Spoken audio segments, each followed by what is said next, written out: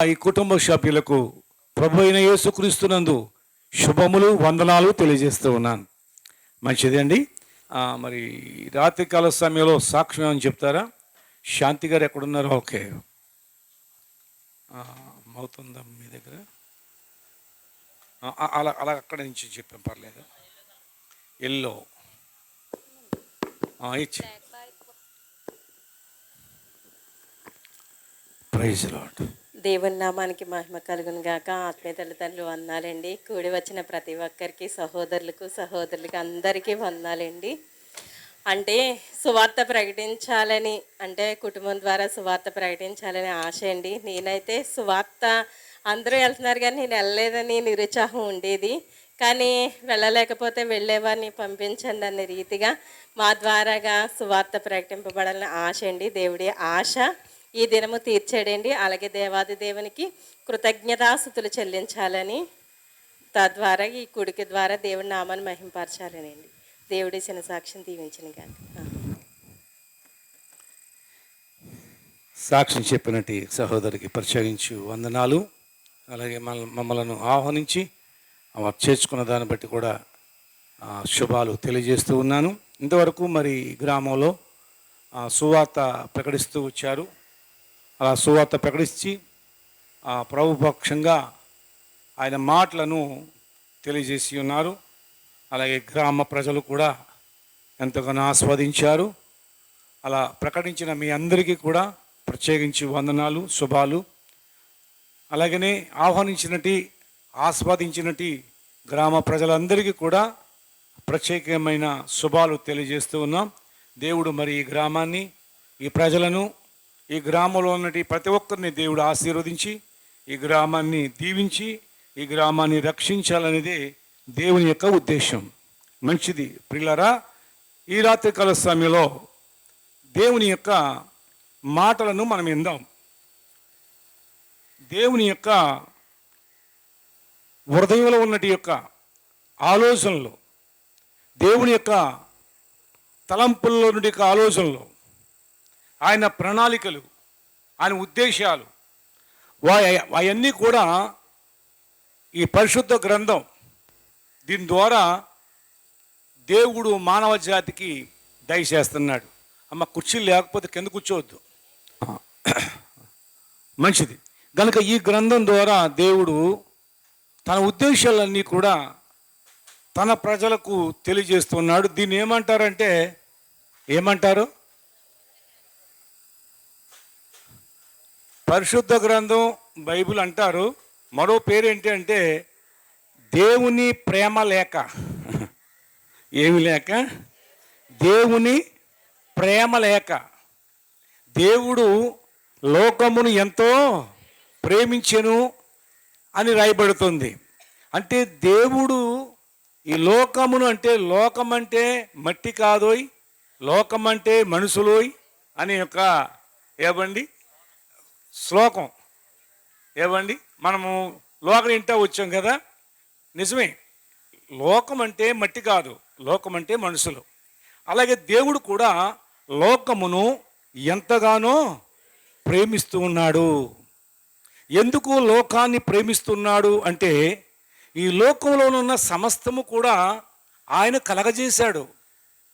ఈ లోకంలో ఉన్న విశ్వం అంతటిని కూడా ఆయన తన వాక్కు ద్వారా నిర్మించాడు. నిర్మించబడినది ప్రతిదీ కూడా ఆయన వాక్కు ద్వారా నిర్మించినదే, ఆయన మాట ద్వారా నిర్మించినదే. అలాగే మనిషిని కూడా ఆయన సృజించినదే, ఆయన చేతులతో నిర్మించినదే. గనుక మనుషులందరూ కూడా దేవుని పిల్లలు, దేవుని కుమారులు, దేవుని కుమార్తెలు, దేవుని పిల్లలు అన్నమాట. కాబట్టి దేవుని పిల్లలైన యొక్క మనుషులు ఏం చేస్తున్నారు అంటే, దేవునిని గుర్తించట్లేదు, దేవుని యొక్క ఆలోచనలు గుర్తించట్లేదు, దేవుని చిత్తాన్ని గ్రహించట్లేదు. ఎవరికి తోచినట్లుగా వారు వారి ఇష్టానుసారంగా జీవిస్తూ ఉన్నారు. తద్వారా మనుషుడు ఏమవుతున్నాడంటే నశించిపోతూ ఉన్నాడు. ఏమైపోతున్నాడు? పిల్లలు ఎప్పుడు పాడైపోతారు? తల్లిదండ్రులకు వాళ్ళు విధేయత చూపించకపోతే, తల్లిదండ్రుల మాట వినకపోతే, వారు ఇష్టానుసారంగా కనుక వదిలేస్తే వారు ఏమైపోతారు? పాడైపోతారు. కాబట్టి బిడ్డలు బాగుపడాలంటే, బిడ్డలు అభివృద్ధి చెందాలంటే, బిడ్డలు దీవించబడాలంటే తల్లిదండ్రుల యొక్క ఆధీనంలో ఉండాలి. తల్లిదండ్రుల యొక్క కనుసైగల్లో ఉండాలి. తల్లిదండ్రుల యొక్క ఆలోచనలు అనుసరించి ఆ బిడ్డలు జీవించినప్పుడు ఆ బిడ్డలు దీవించబడతారు, అభివృద్ధి చెందుతారు, ఆశీర్వదించబడతారు. అలాగనే దేవుని వాక్యం బట్టి గమనిస్తే, దేవుడు మనలను ఆయన ఎంతగానో ప్రేమిస్తానికి కారణం ఏంటి అంటే, మనుషుడు ఏమైపోయాడంటే దేవుడికి దూరం వెళ్ళిపోతున్నాడు. ఏమవుతున్నాడు?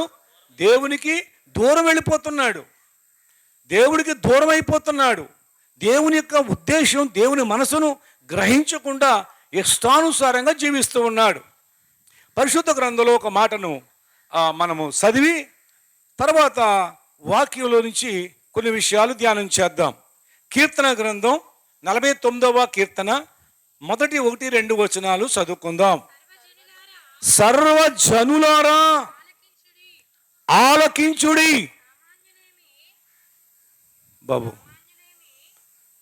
సామాన్యులేమి, సామంతులేమి, ధనికులేమి, దరిద్రులేమి, లోకములో ఉన్న నివాసులారా, మీరందరూ ఏకముగా కూడి సెవియొగ్గండి. దేవుడి యొక్క ఆహ్వానం చూడండి, దేవుని యొక్క పిలుపు చూడండి. దేవుడు ఏ విధంగా మనుషులందరినీ ఆహ్వానిస్తున్నాడు. సర్వజనులారా ఆలకించుడి అంటే దేవుడు ఏం కోరుకుంటున్నాడు అంటే, నా మాట ఆలకించండి, నా మాటకు చెవియొగ్గండి. దేవుడు తన ప్రజలైనటి వారందరితో సర్వజనులారా అన్నాడు. అంటే అర్థం ఏంటో గమనించారా? ఒక కులం పేరు ఎత్తుతలేదు ఆయన, ఒక మతం పేరు ఎత్తుతలేదు, ఒక దేశం పేరు ఎత్తుతలేదు, ఏదో ఒక భాష మాట్లాడేవారి పేరు ఎత్తుతలేదు. ఏమంటున్నాడంటే, సర్వజనులారా, సర్వజనులారా ఆలకించమని దేవుడు తెలియజేస్తూ ఆహ్వానిస్తూ ఉన్నాడు. ఆలకించండి అంటే ఆలకిస్తేనే కానీ విషయము మనకి అర్థం కాదు. ఆలకించకపోతే ఏమవుతుంది? అనార్థం అవుతుంది, పుల్ల వ్యవహారం అవుద్ది. ఏం వ్యవహారం అవుద్ది? పుల్ల వ్యవహారం అవుతుంది. ఏమండి, ఆ రాత్రి మాట్లాడుకుంటున్నారట. తన పనివాడిని భీమవరం పంపించి రేపొద్దున్న ఏదో అక్కడి నుంచి ఏదో ఒక పనిని జరిగించుకురావాలన్నట్టుగా మాట్లాడుకుంటున్నారంట యజమానులు. యజమానురాలు యజమానుడు మాట్లాడుకుంటున్నారట. వీడికి వినపడిందంట, ఈ పనోడికి వరండీలో పడుకున్నాడు, వినపడిందంట. పొద్దున్నే మా సుబ్బయ్య అన్నాడు కదా భీమవరం పంపుదాం అని. తర్వాత ఏదో మాట్లాడుకుని వినపడలేదు దీనికి. పొద్దున్నే లెగ్గొట్టి, ఒరే పుల్లయ్య నువ్వు భీమవరం వెళ్ళాలంటే ఎల్లు వచ్చేసాను అన్నాడట. ఇల్లు చేస్తామేటరా అంటే, రాత్రి భీమవరం పంపుతామని అనుకున్నారండి, అది నేను విన్నానండి, అని చేత మీరు చెప్పేదాకా ఎందుకండి ఈ లోపల భీమవరం వెళ్ళి ఏం చేసి వచ్చాడంటే వెళ్ళొచ్చానండి. ఇది పుల్లయ్య వ్యవహారం. ఎందుకని?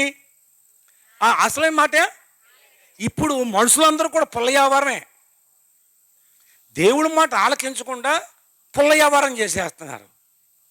ఏంటి పుల్ల వ్యవహారం అంటే తెలుసా? పుల్ల వ్యవహారం అంటే ఏంటో తెలుసా? ఎవడు ఏదంటే అదే. ఒక గొర్రె అంటే ఎలా ఉరికిందంటే అన్ని గొర్రెలు ఏం చేస్తాయంట? ఉరుకుతా పోతాయంట. అక్కడ ఏముండదు. కాబట్టి ఈ రాత్రికాల సమయంలో మనుషుల మాటలు కాదు, దేవుడు అనాది కాలంలో ఈ మాటలు రాసి ఉంచాడు. ఈ ప్రేమలేఖలో, ఈ పరిశుద్ధమైనటి ఈ ప్రేమలేఖలో దేవుడు ఒక ఏ భేదం లేకుండా అందరికీ, ఏ దేశపు వాడైనా, ఏ భాష మాట్లాడువాడైనా, ఏ కులపవాడైనా, ఏ జాతి వాడైనా, ఏ మతానికి సంబంధమైన వాడైనా దేవుడు అందరినీ ప్రేమిస్తున్నాడు. ఒకరికి ఒకలాగా ప్రేమించట్లేదు. దేవుని ప్రేమలో హెచ్చుతగ్గులు ఉండవు, మనుషుల ప్రేమలో హెచ్చుతగ్గులు ఉంటాయి. ఏమండి, బిడ్డలను ప్రేమించే విషయంలో కూడా ఏం చేస్తాం? ఇష్టం ఉన్నవాడికి మొక్క ఎక్కువ వేస్తాం, ఒకటి తక్కువ వేస్తాం. అక్కడేనండి వాళ్ళు గొడవలు ఆడి చచ్చేది. అర్థమైందా? కాబట్టి ఇద్దరి విషయంలో సమభాగంగా చూడాలి. పక్షపాతం చూపిస్తే వారి జీవితకాలం అంతా కూడా వారు పాడైపోతారు. పిల్లలు పాడైపోతాం కారణం ఏంటంటే చాలా వరకు తల్లిదండ్రులే. ఎందుకంటే పక్షపాతం చూపించి వీడికి ఇష్టమైన ఏంటంటే పక్క సోలో మాట్లాడతారండి. ఇప్పుడు నువ్వేం మాట్లాడకు, నీకు దాసాను,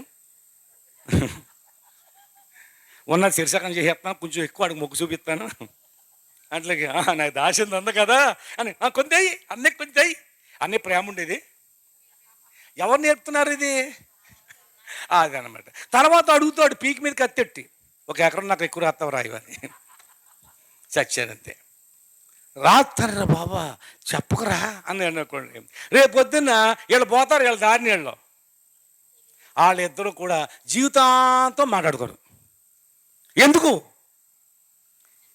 తల్లిదండ్రులు దాన్ని సరిగ్గా వాళ్ళని ఏం చేయలేదు, నడిపించలేదు, సరైన అవగాహన వాళ్ళకి ఇవ్వలేదు, సరైన రీతిగా ఈ ఒకే రకమైన ప్రేమ చూపించలేదు. కానీ మన దేవుడు ఉన్నాడే, సృష్టికర్త అయిన దేవుడు ఉన్నాడే, ఆయన ప్రేమ చూడండి ఎంత అద్భుతమో.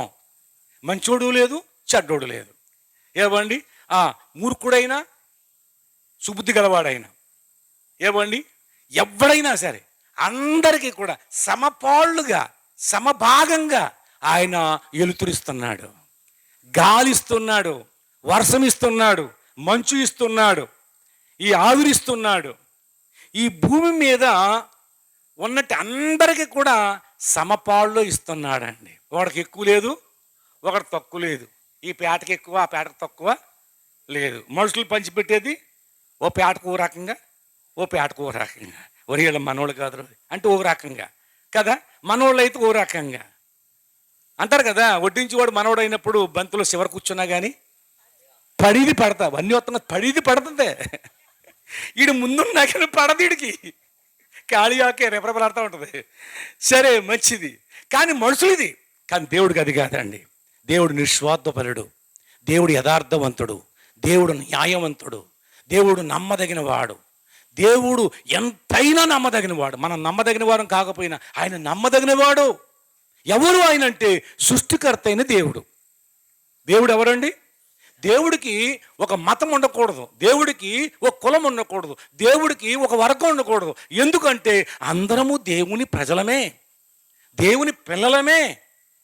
దేవుడు చెప్పే సందేశాన్ని ఆలకించమంటున్నాడు దేవుడు.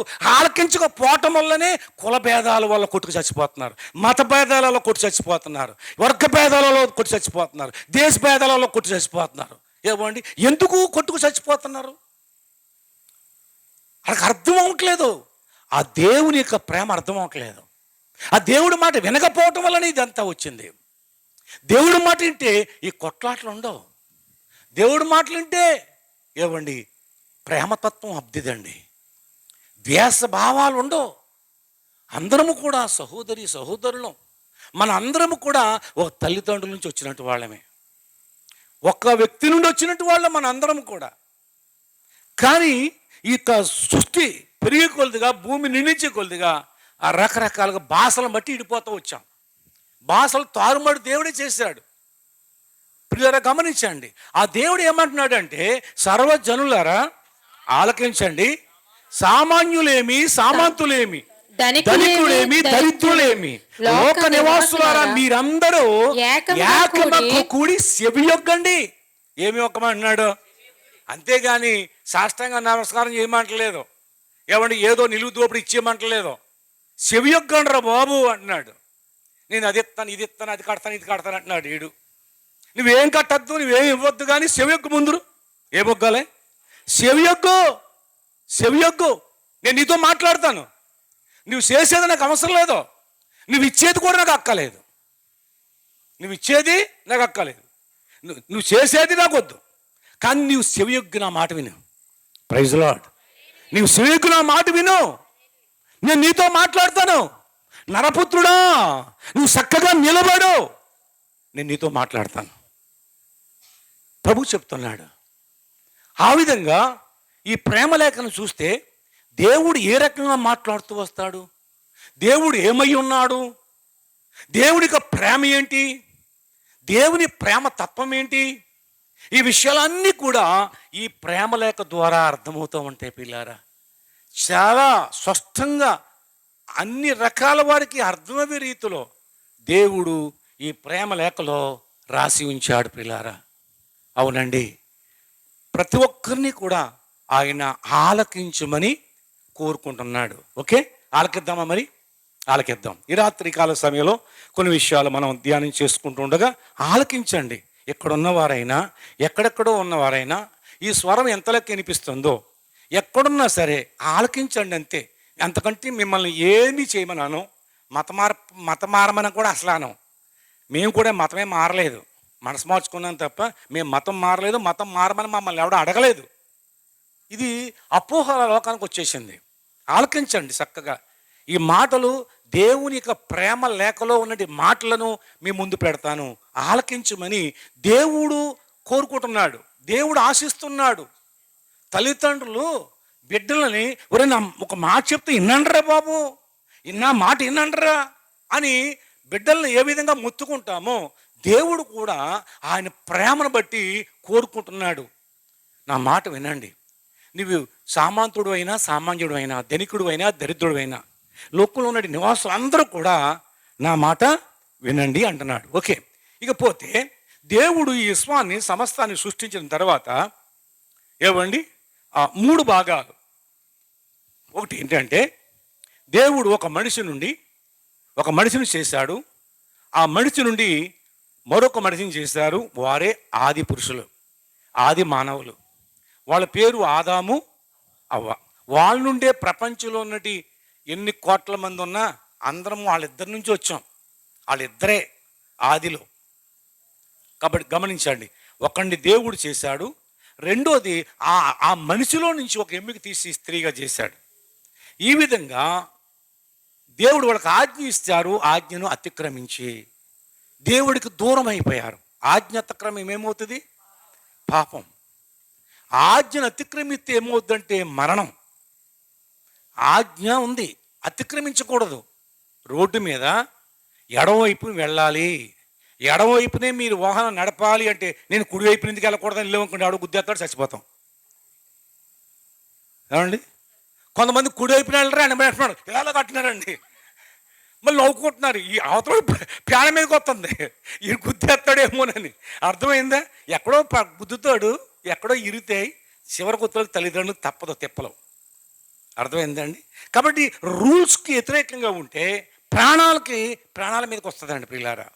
అలాగనే దేవుడు ప్రియులారా ఆజ్ఞను అతిక్రమించారు, తద్వారా దేవుడికి దూరం అయిపోయారు, దేవుని సన్నిధికి దూరం అయిపోయారు, దేవుని ప్రత్యక్షకు దూరం అయిపోయారు. తర్వాత దేవుడు వారిని ఆశీర్వదించాడు. మీరు భూమిని నిండించండి అని చెప్పి వాళ్ళని ఆశీర్వదించారు. వాళ్ళిద్దరి నుండి ఏవండి మరి మానవులు ఉత్పత్తి అవుతూ ప్రారంభించారు. ఇలా ఉత్పత్తి అవుతూ వచ్చారు. ఆ తర్వాత కాలం వచ్చినప్పటికీ పిల్లరా జనం పెరిగిపోయారు, బాగా జనం వేల మందిగా, లక్షల మందిగా పెరిగిపోయారు. ఆడు ప్రజలందరూ అనుకుంటున్నారు, రే ఓ పని చేద్దాంరా మన అందరమని. ఏం చేద్దాం? వాళ్ళకి రెండో పని ఏమీ లేదు, తినటం తప్ప ఇంక రెండో పని లేదు. కాబట్టి వాళ్ళకి అన్ని రకాల స్వేచ్ఛ ఇచ్చేసాడు దేవుడు.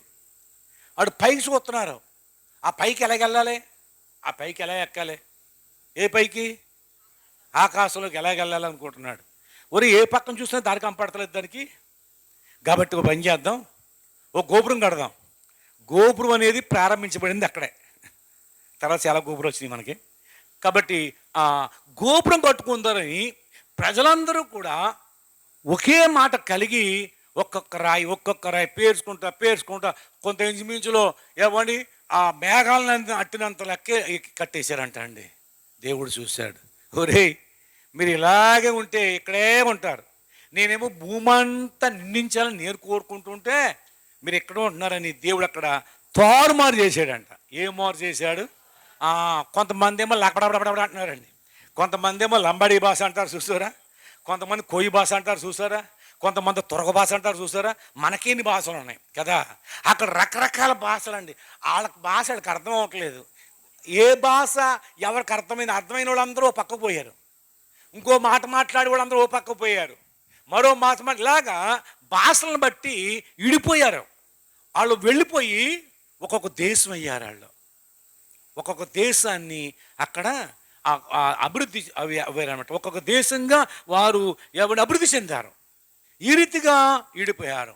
సరే, కాబట్టి అటు పోయిన వాళ్ళు కొంత ఓ దేశం అయ్యారు, ఇటు పోయిన వాళ్ళు ఓ దేశం, అటు తిప్పుకుని ఒక దేశం, ఇలాగ అయిపోయారు. ఇలాగా ఈ మనుషులందరినీ దేవుడు భూమి మీద చల్లాచెదురుగా మరి వారిని చేశాడు. అప్పుడు వారు ఉన్నటి ప్రాంతంలో ఏమండి వాళ్ళకి తోసినట్లుగా, వారికి నచ్చినట్లుగా, వారికి ఏది బాగుంటే అలా చేసుకుంటూ పోయారు. దేవుడు అనేది లేదు. ఇక ఇష్టానుసారం, ఒక మాట చెప్పాలంటే ఇష్టానుసారంగా పోయారు. ఎప్పుడైతే ఇష్టానుసారంగా పోయారో అప్పుడు దేవుడు మానవులు చూసినప్పుడట ఎలా తయారంటే పశువుల కంటే, మృగాల కంటే దారుణంగా తయారైపోయారు. దేవుడికి పశ్చాత్తాపం పొంది, ఎందుకు అసలు ఈ నరుని చేసినందుకు దేవుడు ఏమయ్యాడట, పశ్చాత్తాపడ్డాడు. ఈ పశ్చాత్తాప పడి ఈ భూమి మీద ఉన్న వారందరినీ కూడా ఏం చేస్తాను, తుడిచివేస్తాను అనుకున్నాడు. తుడిచివేస్తానని చెప్పాడు. అని చెప్పి ఈ సమస్తాన్ని కూడా తుడిచివేస్తానని దేవుడు ఒక నిర్ణయాన్ని తీసుకున్నాడు. ఈ లోపల మనుషులందరినీ కూడా పరిశోధిస్తే ఒక వ్యక్తి కనపడుతున్నాడు. ఏమండి, నోవాహు అనబడుతున్న ఒక ఆయన దైవ కృప పొందినవాడు, దైవ భయము కలిగిన వాడు. దేవుడు అంటే ఒక భయం కలిగిన ఒక వ్యక్తి అనిపించాడు. ఆ వ్యక్తిని చూశాడు దేవుడు. ఆ వ్యక్తితో అంటున్నాడు, ఇదిగో నేను భూమి మీద ఉన్న సమస్తాన్ని కూడా నాశనం చేయబోతున్నాను. వేస్ట్ వీళ్ళందరినీ కూడా నేను ఎంతో నా స్వరూపంలో, నా పోలికల్లో చేశాను, కానీ వాళ్ళ ఇష్టానుసారంగా జీవించి వారి యొక్క మార్గాలను చెరిపేసుకుంటున్నారు, వారి బ్రతుకులను సిదిపేసుకుంటున్నారు. కాబట్టి ఇలా ఉంచడం భూమి మీద. కానీ నిన్ను చూసినప్పుడు నా కృప నీ మీద ఉంది, నీవు కృప పొందినవాడుగా ఉన్నావు. కాబట్టి పని చేస్తాను, ఇదంతా తుడిచివేస్తాను. కాబట్టి నీ కోసం వాడ తయారు చేసుకో. ఏం తయారు చేసుకో? వాడ తయారు చేసుకో. కొలత నేను ఇస్తాను. ఏమి ఇచ్చాడు కొలత? 300 మూరలు ఉండాలి, పొడుగు 50 మూరలు ఎడల్పు ఉండాలి, 30 మూరలు ఎత్తు ఉండాలి, 3 స్టేర్లుగా ఉండాలి, మధ్య స్టేర్లు గుమ్మం ఉండాలి, గుమ్మం పైన కిటికీ ఉండాలి. ఇది దేవుడిచ్చిన కొలత. ఆ వాడను ఏమండి స్థితిసారపు మ్రానుతో చేయాలి. ఈ దేంతో చేయాలి? స్థితిసారపు మ్రానుతో ఆ వాడను తయారు చేయాలి. దేవుడు చెప్పినట్లుగానే. ఆయనకి 3 కొడుకులు 3 కోడళ్ళు, పిల్లలు పుట్టలేదు ఇంకా వాళ్ళకి. మొత్తం 7 8 కుటుంబం. ఈ కుటుంబం అంతా కూడా కూర్చోబెట్టుకున్నాడు. ఒరే, దేవుడు నాతో ఇలా మాట్లాడాడు రా, ఇదంతా నాశనం చేస్తానన్నాడు, నాతో మాట్లాడాడు దేవుడు అని వాక్కు ద్వారా మాట్లాడాడు. ఆ వాక్కు ప్రత్యక్ష ద్వారా మాట్లాడాడు. కాబట్టి వాడ తయారు చేయమన్నాడు. ఆ వాడ మీ కుటుంబం కొరకు సిద్ధం చేసుకోమన్నాడు. మీతో పాటు ఏ వచ్చినా అందులో చేర్చుకోమన్నాడు. ఓ సంవత్సరం సరిపడగా ఆహారం సిద్ధపరచుకోమన్నాడు. కాబట్టి ఏం చేద్దాం రా అన్నప్పుడు ఆ కొడుకులందరూ కూడా సహకరించారు. దేవుడు నీతో మాట్లాడాడు అంటున్నావు కదా, చేద్దాం. ఆ ప్రకారంగా ప్రపంచం అంతా జల ప్రళయం రాబోతుంది. ఎవడో భూమి మీద ఉండే ఏ పురుగు బతకదో, ఏ మనిషి బతకడో చెప్పండి అని చెప్పినప్పుడు ఎవరు నవాబు గారు చెప్పాడు లేదా? ఎవరు చెప్పాడు? మనుషులందరూ చెప్పలేదు, కానీ కొంచెం ముఖ్యమైన వాళ్ళకి చెప్పుంటాడు. ఆ తయారు చేసినప్పుడు వాళ్ళకి చెప్పాడు పన్నోళ్ళకి. ఏమండి వాళ్ళేమో వీళ్ళకి ఎలాగుందే, ఎర్రితనంగా ఉందండి. సిలువను గురించి సువార్త నశించు వారికంట ఎర్రితనం, కానీ రక్షించబడి వారికే దేవుని శక్తి. అది వీళ్ళు చెప్పాను. ఎందుకు తయారు చేస్తున్నారండి వాడంటే? ఇదంతా మూలిగిపోతారు, దాంట్లోకి వెళ్ళినోడు బతుకుతో తక్కువ చచ్చిపోతారంటే పక్కన అవుతున్నారు. అర్థమైందా? కానీ తన యొక్క మరి ఎంతమంది కోడళ్ళు? మరి 3 కోడళ్ళకి అన్నదమ్ములు ఉండరా? అక్క చెల్లెలు ఉండరా? తల్లిదండ్రులు ఉండరా? ఉంటారా? ఉంటారు. కాబట్టి మరి ఆ నవా గారికి కూడా బామ్మద్దులు ఉండరా, బామ్మద్ది పిల్లలు ఉండరా, ఎవరి తోడోళ్ళు ఉండరా, ఇలాగా ఎవరిని ఎంతోమంది ఉండొచ్చు. వాళ్ళందరికీ చెప్పారండి. వాళ్ళందరూ చెప్తే ఆహా నువ్వు అక్కడేమో బతుకోడు, మేమందరం చచ్చిపోయేవాళ్ళం, చాలు చాలు ఇలా ఇప్పటికే నువ్వు చేసి తింగర పనులు చాలక వ్యవసాయం పనులు మానేసావు. చక్కగా వ్యవసాయం చేసి బోల్డ్ పంట పండించేవాడు, బోల్డ్ ద్రాక్ష తోటలు నాటేవాడు. ఇప్పుడు ఇదే పని మీద అన్ని పనులు మానేసావు. ఉన్న పొలం కూడా అమ్ముకుండా వచ్చేసావు. ఇదంతా మునిగిపోద్దని నీ మాటలు మాకు చెప్పకయ్యా అన్నట్టుగా వాళ్ళు భావించుంటారు. కనుక్కొని ఎవడో ఒక్కడు రాలేదు. ఒక్కడనే రావాలి కదా, ఎవడు రాలేదు. ఎవడొస్తే నాకెందుకు, ఎవడు రాకపోతే నాకెందుకు, నా దేవుడు చెప్పడానికి మేము వెళ్ళిపోతున్నాడు. 8 అడుగులు వాళ్ళలోకి వెళ్ళిపోయారు. ప్రభువా అన్నాడు, తలిపేసి అన్నాడు, వేసేసాడు, చీలేసేసాడు. 7 రోజుల తర్వాత ప్రచండమైనటి ఆకాశతూములు ఇప్పబడ్డాయి. ప్రచండమైన వర్షం భూమి మీదకి కురుస్తూ ఉంది.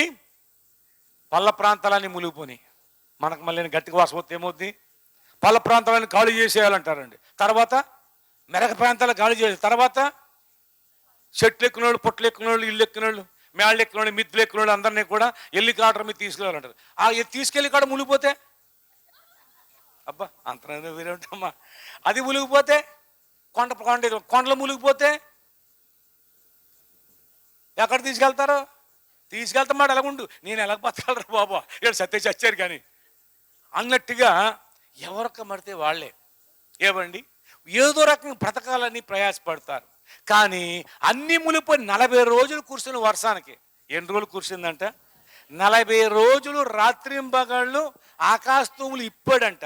ప్రశాంతంగా కురిసిందంట. ప్రశాంతమైన వర్షానికి ఈ యొక్క ఏమండి నీరు ఏమండి మేఘాలను దాటేసిందంట. మేఘాలను దాటిందంట అండి. మేఘాలు నీరు కలిసిపోయింది. ఇప్పుడు ఏమండి ఎలాగుంది, ఇప్పుడు భూమి అనేది లేదు, మొత్తం అంతా ఏక సముద్రం అన్నమాట. ఎర్ర సముద్రం లేదు, మొదటి సముద్రం లేదు. ఏమండి ఏ సముద్రం, అన్ని సముద్రాలు ఏకమైపోయినాయి. ఏమండి ఏకమైపోయినాయి. కుప్పలు తెప్పల్లా తేలిళ్తా ఉన్నాయి శవాలు.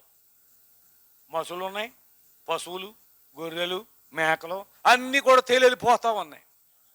జీవరాశులన్నీ తుడిచిపెట్టబడిపోయి, తుడిచేస్తానన్నాడు కదా, తుడిచేస్తానడా లేదా, తుడిసిన తర్వాత ఎలాగుంటుంది నీ ఇంట్లో, ఎక్కడ చెత్త అక్కడ ఉంటుందా, నీట్గా ఉంటుంది. అలాగే మొత్తం దేవుడు ఏం చేశాడండి, తుడిచిపెట్టేశాడు. ఇప్పుడు వాళ్ళు ఉన్న వాళ్ళు మాత్రమే 8 ఉన్నారు. మనుషులు ఏం లేదు కానీ పశువులు వచ్చాయి. ఏమొచ్చినాయి, పశువులు వచ్చాయి, మృగాలు వచ్చాయి, పక్షులు వచ్చాయి. ఏవండి ఇలాగ నేల మీద ప్రాకుతున్నవి, ఆకాశంలో ఎగురుతున్నవి, భూమి మీద జీవించేవి రకరకాల జీవులన్నీ కూడా జతలు వచ్చినాయంట. పక్షులైతే 7 అయ్యి 7 వచ్చాయంట. లేక ఉన్నటి జీవులైతే ఆడ మగ ఏవండి జతలుగా వచ్చినాయంట అండి. భలేగా ఉందండి, దేవునికి స్తోత్రం. ఎలాగొచ్చినాయంట అండి, జతలుగా వస్తే ఎంత అందంగా ఉంటుంది తెలుసా అండి. భార్య భర్తలు వచ్చి చక్కగా కూర్చుంటే పక్కన ఎంత అందంగా ఉంటుందండి అసలు.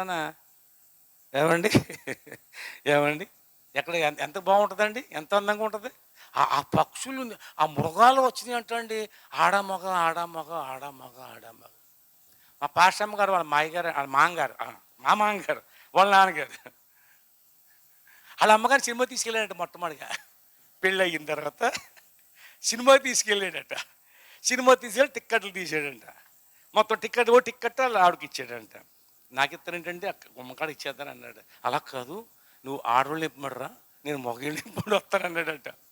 ఇదేటరా బాబు, కలిసి వెళ్ళొచ్చు కానీ అది సిగ్గుపడుతున్నాడు అనమాట. అప్పుడు ఆ టిక్కెట్ అట్టుకుని అప్పుడు అలా వచ్చింది, ఈయన ఇలాగెళ్ళాడు. నువ్వు ఆడవాళ్ళు కూర్చో, నేను మగవాళ్ళు కూర్చుంటాను. పాపం ఆయన తెలియదు, వెళ్ళిందే అది మొదటిసారి. సరే మంచిది పిల్లరా. అలాగే దేవుని మందిరంలో కూడా ఏమండి ఆడవాళ్ళు పక్కనే మగవాళ్ళు పక్కన ఏం బాగుంటలేదండి. జతలు కూర్చోండి. 4 కుర్చీలు వేస్తాం, అటు 4 వేస్తాం, ఇటు 4 వేస్తాం. ఇటు మగ అటు మగ, మధ్యలో 2 ఆడవాళ్ళు. మరి పిల్లలు ఎక్కడంటే అంటారు, ఒళ్ళు వేసుకో, కింద కూర్చుంటే మరి కనపడదు కదా, వాళ్ళకు కూడా కుర్చీలు వేస్తాం అవసరం అయితే. అర్థమైంది, వాళ్ళకు కుర్చీలు వేస్తాం. కాబట్టి ఆ, ఎంత చక్కగా ఉంటుందో తెలుసా, ఎంత ఆనందంగా ఉంటుందో తెలుసా. ఒకవేళ ఇంటికాడ కసుబుస్సు అనుకున్నా కానీ ఆ వాకింగ్ చెప్పినప్పుడు మారిపోతారు అక్కడ. అక్కడ సరి అయిపోద్ది అక్కడ, సరి చేయబడతారు అక్కడ. అవునండి, అంతే దూరం కూర్చోకండి, దగ్గరికే కూర్చోండి. అర్థమైందా? లేకపోతే ఎక్కడున్నాడా, ఓయ్ నీకే అంటే ఆ వాక్యం నీకే అని ఎగిరెగిరి చూడవలసిన అవసరాలు ఉండవు. అర్థమైందండి? కాబట్టి ఈ ఈ ఈ పశువులు, ఈ మృగాలు ఇవన్నీ కూడా జత జతలుగా అందంగా ఆనందంగా సంతోషంగా వాడలోకి వచ్చేసింది అంటాడు. వచ్చినట్టుగా ఎక్కించుకోమన్నాడు, ఎక్కించేసుకున్నాడు. వాటి అన్నిటికీ కూడా ఆనందం జతపరిచాడు. ఇప్పుడు ఏమండి, ఈ వాడ ఏమవుతుందంటే తేలిపోతుంది నీటిలో. ఏమవుతుంది? అదిగో నా నావా బయలుదేరుచున్నది, అందులో యేసు ఉన్నాడు. నావలో క్రీస్తు ఉన్నాడు, నా నావలో క్రీస్తు ఉన్నాడు. ఐలెస్సా ఐలో హైలెస్సా, ఐలెస్సా ఐలో హైలెస్సా, ఐలెస్సా హైలెస్సా హో ఐలెస్సా, ఐలెస్సా హైలెస్సా హో ఐలెస్సా. వరదలెన్ని వచ్చినా వనకము, అలలెన్ని కొట్టినా బెదరము, వచ్చిన వనకము, అలలెన్ని కొట్టినా బెదరము, ఆగిపోయి అడ్డు వచ్చినా సాగిపోయే సమర, ఆగిపోయి అడ్డు వచ్చినా సాగిపోయే సహనమాయెను. అదిగో నా నావా బయలుదేరుచున్నది, అందులో యేసు ఉన్నాడు. నా నావలో క్రీస్తు ఉన్నాడు, నా నావలో క్రీస్తు ఉన్నాడు. హల్లెలూయా. ఆ వాడ బయలుదేరిందండి, చక్కగా పాడుకుంటూ వెళ్ళిపోతున్నాడు. ఈ వాడేమో తేలిపోయింది, ఆ జలల మీద ఆడుతూ ఏమండి ఆ వాడ ప్రయాణం కట్టింది.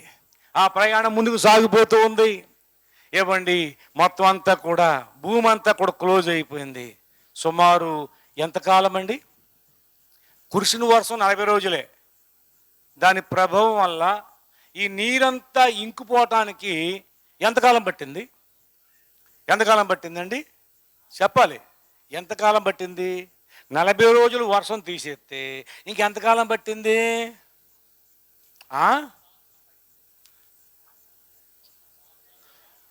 11 నెలలు పట్టింది. ఆ 40 రోజులు తీసేయండి అమ్మా, 40 రోజులు కూర్చేసింది. తర్వాత ఇంచుమించులో 11 నెలల పాటు ఈ 40 రోజుల తర్వాత మొత్తం మీద సంవత్సరం మీద 10-15 రోజులు దరిదాపులుగా ఆ వాడలో ఉన్నారండి వాళ్ళు. ఈ సంవత్సరం సుమారు అంతా ఈ వాడలో సురక్షితంగా ఉన్నారు, ప్రశాంతంగా ఉన్నారు, ఏ భయం లేకుండా ఏమండి ఆనందంగా ఉన్నారు. ఎందుకు అలా ఉండగలిగారంటే దేవుడు చెప్పాడు, బయట ఉంటే ప్రమాదం ఉంది, వాడలోకి వస్తే నువ్వు బ్రతుకుతావు, బయట ఉంటే చచ్చిపోతావు, వాడలోకి రా, నీకు రక్షణ ఈ వాడలో నీకు కలుగుతుంది అని దేవుడు నోవహు ద్వారా తెలియజేశాడు. ఆయన ఆత్మ ద్వారా వాదించాడు, కానీ వినలే. వినకపోయినా దేవుని చెప్పినట్లుగా జరుగుతుంది. ఏదైనా సరే దేవుడు చెప్పినట్లుగా జరుగుతుందండి. దేవుడు ఏం చెలవిచ్చాడో అది నెరవేర్చబడుతుంది. ఆ విధంగా మొత్తం అంతా కూడా క్లోజ్ అయిపోయింది. ఆ తర్వాత భూమి ఆరినేలా కనిపించింది. ఆ తర్వాత వాడ ఆగింది. ఎక్కడ ఆగింది? అరారాతు కొండపైన ఆగింది. 1975 సంవత్సరంలో ఒక సైన్సిస్టు దాన్ని కనుగొన్నాడు. అక్కడికి మనుషులు వెళ్ళటానికి వీలు లేని ప్రాంతం అయినా ఏదో విధంగా మరి ఏమానం ఈ దిగాడో ఎల్లికాడు ఈ దిగాడో మొత్తం అక్కడికి వెళ్ళి మొత్తం పరిశోధించాడండి. ఆ చెక్క స్థితిసారపు మ్రానుతో ఉంది, కానీ అదంతా రొప్పలతో చెట్లతో ఏమండి కప్పడిపోయి ఉంది. కనుక దాన్ని కనుగొని దాన్ని స్వీకరించి దాని నమూనా ఏమండి మరి ఇక తెచ్చి ప్రజలకందరికీ తెలియజేశాడు. ఇదిగో నోవహు కాలంలో ఆ వాడ నేను కనుగొన్నానని చెప్పినప్పుడు అది నిజమేనని ఇంకా కొంతమంది సైంటిస్టులు వెళ్ళి దాన్ని నిర్ధారణ చేసి ప్రపంచానికి తెలియపరిచారు. గమనించారా? 1975 సంవత్సరం నాటికి సుమారు ప్రపంచ జనాభా ఎంత, కొంచెం ఇంచుమించులో ఏమండి 600 కోట్లు దగ్గరకు వచ్చేసింది. బతుకున్న వాళ్ళు, చచ్చిపోయినట్టు వాళ్ళు 1000 కోట్ల మంది చచ్చిపోయారు. అప్పటి నుంచి ఇప్పటి వరకు లెక్కేసుకుంటే నోవహు కాలం కాడి నుంచి ఇప్పటిదాకా వీళ్ళందరూ ఎలాగొచ్చారు అంటే ఈ నోవహు వాడలోంచి బయటకు వచ్చి మళ్ళీ నోవహుని ఆశీర్వదించాడు, నోవహుని దీవించాడు. ఏమండి 9వ అధ్యాయంలో రాయబడుతుంది, నోవహును అతని కుమారులను ఆశీర్వదించి మీరు ఫలించండి అభివృద్ధి పొంది, దేవుడు చెప్తున్న మాట ఇది, మీరు అభివృద్ధి పొంది భూమిని నింపండి. భూమి అంతా ఖాళీ అయిపోయింది, భూమిని నింపండి అని ఈ యనమండుగురిని, ఈ కుటుంబాన్ని దేవుడు ఆశీర్వదించాడు. మరలా వారికి పుట్టిన సంతానమే ఈ ప్రపంచంలో ఉన్నట్టు ఇన్ని దేశాలు ప్రజలు ప్రజెంట్ ఉన్నవాళ్ళు, ఇంతకు ముందు చనిపోయినట్టు 1000 కోట్ల మంది ప్రజలందరూ కూడా ఆ కుటుంబం మీద నుంచి వచ్చారు. అది వాస్తవం అనటానికి ఇప్పటికీ కూడా వాడ చెక్కు చెదరలేదు. చాలాసార్లు అనుకుంటారు ఏ కర్ర అయితే ఏముందలే అనుకుంటారు. దేవుడు తెలుసు రాబోయే కాలానికి కూడా ఆ కర్ర ఏవండి మరి ఏమాత్రము కూడా చీగిపోకుండా అన్ని రకాలుగా కూడా అది ఏవండి మంచిగా ఉండినట్లుగా ఆ కర్రని దేవుడు నిర్ణయించాడు.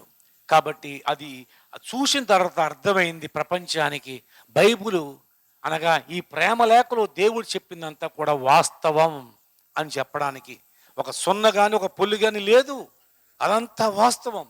ఈ రీతిగా గమనిస్తే మరలా జనము మళ్ళీ దేశాలు విస్తరించిపోయారండి ఈ యనమండుగులో నుంచి. గమనించండి. అందుకుని ఇప్పుడు కొన్ని నగరాలు, కొన్ని పట్టణాలు, కొన్ని గ్రామాలు ఏమండి సముద్రపు లోతుల్లో కనుక్కుంటున్నారు సైంటిస్టులు.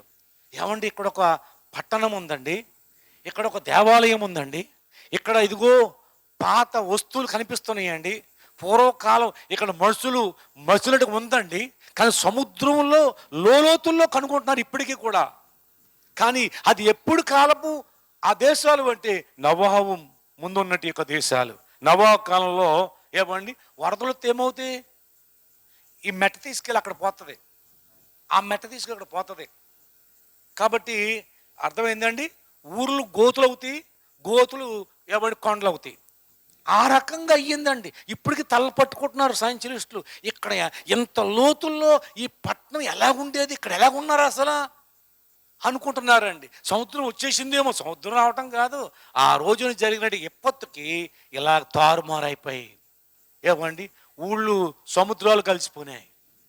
ప్రియులారా గమనించండి, ఈ ఇంకా ఉత్పత్తి అయిపోయి ఏమండి పెరిగిపోయారు మళ్ళీ అదే తొంతు. కానీ ఆ రోజున మాట చెప్పాడు దేవుడు, నేను కోప్పడినప్పుడు, కోపం వచ్చినప్పుడు, నేను కోప్పడితే మనుషులు ఏపాటి వాళ్ళు, పురుగు లాంటి వాళ్ళు, ఆవిరి లాంటి వాళ్ళు, బుడగలు లాంటి వాళ్ళు. కనుక నేను ఎప్పుడు మరలా ఇలా చేయను, నా రాకడ వరకు కూడా ఇలా చేయను, కానీ అంతం వరకు కూడా చేయను, కానీ ఇప్పుడు చేసిన ప్రకారంగా సమస్త జీవులను సంహరింపను, సమస్త జీవులను ఒకేసారి సంహరింపను. భూమి నిలుచున్నంత వరకు వెదకాలమును కోతకాలమును శీతోష్ణములను వేసవి శీతకాలములను రాత్రింబగళ్ళను ఉండక మానవని తన హృదయములో అనుకొనెను. దేవునికి స్తోత్రం. తన హృదయంలో ఏమనుకుంటున్నాడో అదే ప్రకారంగా జరిగింది. మళ్ళీ దేశాలుగా విభజించబడ్డాయి, ప్రజలు విస్తరించిపోయారు.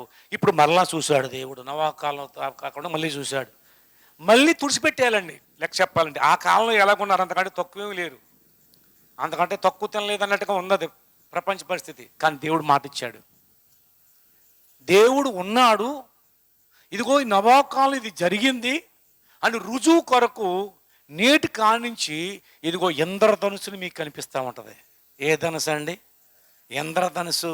ఏవండి, మరి అనేక 7 కలర్లలో కనిపిస్తూ ఉంటుందండి. అది చూసినప్పుడు నా నిబంధన జ్ఞాపకం చేసుకుంటాను నేను. అది మీరు జ్ఞాపకం చేసుకోండి. ఇది నవాబు కాలం కానించి ఇంద్రధనుసు అనేది దేవుడు పెట్టాడు. ఏవండి, ఆ ధనస్సు మేఘములో ఉండెను. ఆ ధనస్సు, అవునండి, ఆ ధనస్సు ఏమండి మేఘములో కనిపిస్తుంది. ఆ రోజు నుంచి దాన్ని దేవుడు ఏర్పాటు చేశాడు. గమనించండి పిల్లారా, ఇది నవోకాలంలో జరిగింది కనుక ఆ విధంగా ఏవండి దేవుడు ఏవండి ఆ మాటని జ్ఞాపకం చేసుకుని ఇంక మొత్తం అంతా క్లోజ్ చేయకుండా వీళ్ళని మార్చాలి, ఎలాగైనా వీళ్ళని మార్చాలని ప్రయత్నం చేశాడు. దేవుడు వీరిని మార్చాలంటే ఏం చేయాలి నేను అనుకున్నాడు. వీళ్ళందరితో కలిసి మాట్లాడినా కానీ వీళ్ళకి అర్థం కాదు అని ఒక వ్యక్తితో మాట్లాడాడు. ఆయన పేరే అబ్రహాం. మాట్లాడి, నా మాటను విను, నిన్ను ఆశీర్వదిస్తాను, నిన్ను అనేక జనములకు తండ్రిగా చేస్తానని మాట్లాడాడు. ఆయన మాట ప్రకారంగా మాటకు విధేయత చూపించి ఆ మాట ప్రకారంగా బయలుదేరి వెళ్ళాడు. ఆ విధంగా ఆ అబ్రహాము ఆ దేవుని మాట ప్రకారం వెళ్ళిన తర్వాత జరిగిన విషయం ఏంటి అంటే, చూడండి 18వ అధ్యాయం, ఆదికాండం 18వ అధ్యాయం 1 నుండి 3 వచనాలు చదువుదాం. మరియు మమ్రే దగ్గరనున్న సింధూర వనములో అబ్రహాము ఎండవేళ గుడారపు ద్వారమందు కూర్చుని ఉన్నప్పుడు యెహోవా అతనికి కనబడెను. యెహోవా అతనికి ఏమయ్యాడు? కనబడెను. యెహోవా అంటే ఉన్నవాడు అనువాడు ఆయన. గమనించండి, దేవుడు ఆయనకి కనబడ్డాడట. అంత దూరములో యెహోవా కనబడెను రాయబడుతుంది. తర్వాత కొంచెం చదువమ్మా. అతను కన్నులెత్తి చూచినప్పుడు 3 మనుషులు అతని ఎదుట నిలవబడి 3 మనుషులుగా కనపడుతున్నారు. దూరం నుంచి చూశాడు, యెహోవా అని గుర్తించాడు, కనిపించాడు. తర్వాత తీరా కన్నులెత్తి స్పష్టంగా చూసినప్పటికీ 3 మనుషులు కనిపిస్తున్నారు. అంటే పిల్లారా గమనించండి, దేవుడు అంటే త్రిత్వంలో ఏకత్వం అయి ఉన్నాడు. గమనించండి, బైబిల్ చెప్తోంది తండ్రి అయిన దేవుడు, కుమారుడైన దేవుడు, పరిశుద్ధాత్ముడైన దేవుడు. అంటే ఈ 3 కూడా 3 పదాలు వాడుతున్నాం, కానీ 3గా లేరు. ఏవండి, ఈ త్రిత్వం ఏకత్వం అన్నమాట. ఈ త్రిత్వంలో ఏకత్వం, ఈ ఏకత్వంలో త్రిత్వం ఉందన్నమాట. గమనించండి, తండ్రిగా క్రీస్తు పూర్వం యెహోవాగా ఆయన ప్రత్యక్షమయ్యాడు. తర్వాత కుమారుడుగా యేసుక్రీస్తు ప్రభువారుగా ఆయన ప్రత్యక్షమయ్యాడు. ఇక 3వదిగా చూస్తే పరిశుద్ధాత్మ దేవుడిగా ప్రత్యక్షమయ్యాడు. కానీ 3 లేరు. 3 ఒక్కడే దేవుడు, ఒక్కడే. మరి యెహోవా దేవుడా, యేసు ప్రభు దేవుడా, పరిశుద్ధాత్మ దేవుడా? క్రైస్తవులు కూడా కన్ఫ్యూజన్లో ఉన్నారు ఈ రోజుల్లో. ఎవరు దేవుడు? మరి 3గా చెప్పబడుతుంది కదా, తండ్రి అయిన దేవుడు, కుమారుడైన దేవుడు, పరిశుద్ధాత్మ దేవుడు. అంటే గమనించండి, అంటే అది మనకు అర్థం అవ్వాలంటే, ఆ దేవుడు అర్థం అవ్వాలంటే నీవు అర్థం అవ్వాలి. అంటే నీకు నువ్వు అర్థం అవ్వాలి. అసలు నువ్వేంటో నీకు అర్థం అవ్వాలి. నువ్వేంటో నువ్వు అర్థం చేసుకోవాలంటే ఒకసారి మనం గమనించాలి. ఏంటి అంటే, మనిషి 3 భాగాలు. నేను చాలాసార్లు చెప్తూ ఉంటాను కదా, మనిషి ఎన్ని భాగాలు? 3 భాగాలు. ఏంటి? శరీరము, ప్రాణము, ఆత్మ. 3 ఒక్కడే. కానీ ఎన్ని ఉన్నాయి? 3 పదార్థాలు లేక 3 విధాలుగా చెప్పబడుతుందండి. శరీరం, ప్రాణం, మరి ఈ త్రిత్వం అన్నమాట. ఈ త్రిత్వం ఉదయకాలం, మధ్యకాలం, సాయంత్రం కాలం ఒక్కరోజే. కానీ 3 భాగాలు, 3 కాలాలు, 3 సమయాలు. రోజుకి ఈ 3 సమయాలు, కానీ ఒక్కరోజే. ఈ ఒక్కరోజులోనే ఉదయం వస్తుంది, ఒక్కరోజులోనే మధ్యాహ్నం వస్తుంది, ఈ ఒక్కరోజులోనే సాయంత్రం వస్తుంది. అలాగే ఒకే సంవత్సరం శీతాకాలం, వర్షాకాలం, యాసకాలం, కాలాలు ఎన్ని? 3 కాలాలు. కానీ సంవత్సరమే, ఒక సంవత్సరంలోనే ఈ 3 ఇమిడున్నాయి. సంవత్సరంలో ఈ 3 కాలాలు ఇమిడున్నాయి. 3 సంవత్సరాలు కాదు, 3 రోజులు కాదు, 3 మనుషులు కాదు. శరీరము, ప్రాణము, ఆత్మ వేరుగా లేవు. ఈ తత్వము ఏకాత్మమై ఉంది. అలాగనే పిల్లరా, దేవుడు కూడా తత్వము కలిగి ఉన్నాడు, ఏకాత్మమై ఉన్నాడు. అంత ఒకసారి శిష్యుడికి తండ్రి తండ్రి అని అంటున్నాడు. అప్పుడు పిలిపి అంటాడు, తండ్రి ఒకసారి చూపించవా మాకు అంతే చాలు అంటాడు. అప్పుడు ఏమన్నాడు, నేను ఇంతకాలం నీతో ఉన్నాను, నేను ఇంతకాలం మీతో ఉన్నాను, నన్ను తండ్రి చూడమని అంటున్నారు. నన్ను ఎరగవా, నన్ను ఎరగవా, ఇదేంటిది? చూపించమని ఎవరిని అడిగాడు? యేసు ప్రభుని అడిగాడు. తండ్రికి అని ప్రార్థన చేస్తున్నావు కదా, తండ్రికి ప్రార్థన చేస్తున్నావు కదా, తండ్రి చూపించమంటే ఇంతకాలం నేను నీతో ఉన్నాను, నన్ను ఎరగవా అంటున్నాడు. అంటే తండ్రి వేరుగా లేడు, నన్ను చూసిన వాడు తండ్రిని చూసినట్టే గనుక ఆయన వేరుగా లేడు. తండ్రియు నేనును ఏకమై ఉన్నాం. తండ్రి యందు నేనును నా యందు తండ్రి ఉన్నామని నీవు నమ్ముటలేదా? నీవు నమ్ముటలేదు. గమనించారా? మీతో చెప్పుచున్న మాటలు సరిపోద్దండి. కాబట్టి పిల్లరా, అలాగని ఒకే పదార్థం, ఏమండి, ఒకే పదార్థం, అది నీరు తీసుకుందాం. ఏంటిది? నీరు. నీరు. రెండోదిగా ఐస్ గడ్డ, మూడోదిగా ఆవిరి లేక మంచు. ఈ 3 కూడా ఏమండి, దాని పదార్థం ఒకటే కానీ 3 భాగాలు. మంచుది, మంచు ఆవిరి, ఇది మంచు గడ్డ, ఇది నీరు. కానీ 3 ఉన్నది ఏంటి పదార్థం? ఒకటే, నీరే. ఈ 3 నీరే. అలాగనే ఇక్కడ అబ్రహాము దగ్గరికి వచ్చినప్పుడు 3 మనుషులుగా కనిపిస్తున్నారు, తత్వం కనిపిస్తున్నారు ప్రభునందు పిల్లలు. కానీ మొదలుగా చూస్తే ఒక్కడే, ఆ 3లో తత్వం ఒకటే. ప్రియ దేవుని బిడ్డలారా, గమనించండి. ఆ తత్వము ఆ అబ్రహాము దగ్గరికి వచ్చి మాట్లాడటం జరుగుతుందండి పిల్లారా. అబ్రహాము వారిని చేర్చుకున్నాడు, వారితో చక్కని సమయాన్ని గడిపినట్లుగా పరిశుద్ధ గ్రంథం రాయబడుతుంది. ఇలా ఇంకా ముందుకు సాగిపోతే ప్రభునందు పిల్లారా, మరలా ఈ అబ్రహాముకి దేవుడు బిడ్డలనిచ్చాడు, ఆ బిడ్డల్ని దేవుడు ఆశీర్వదించాడు. ఆ ప్రజలకు, అబ్రహాముకి ఇచ్చినట్టు ఆ ప్రజలకు దేవుడు ధర్మశాస్త్రాన్ని ఇచ్చాడు, ఆజ్ఞలు ఇచ్చాడు, కట్టడలు ఇచ్చాడు. ఈ ప్రపంచంలో ఏ దేశానికి ఉండవండి, ఈ ప్రపంచంలో ఏ జాతికి లేవండి.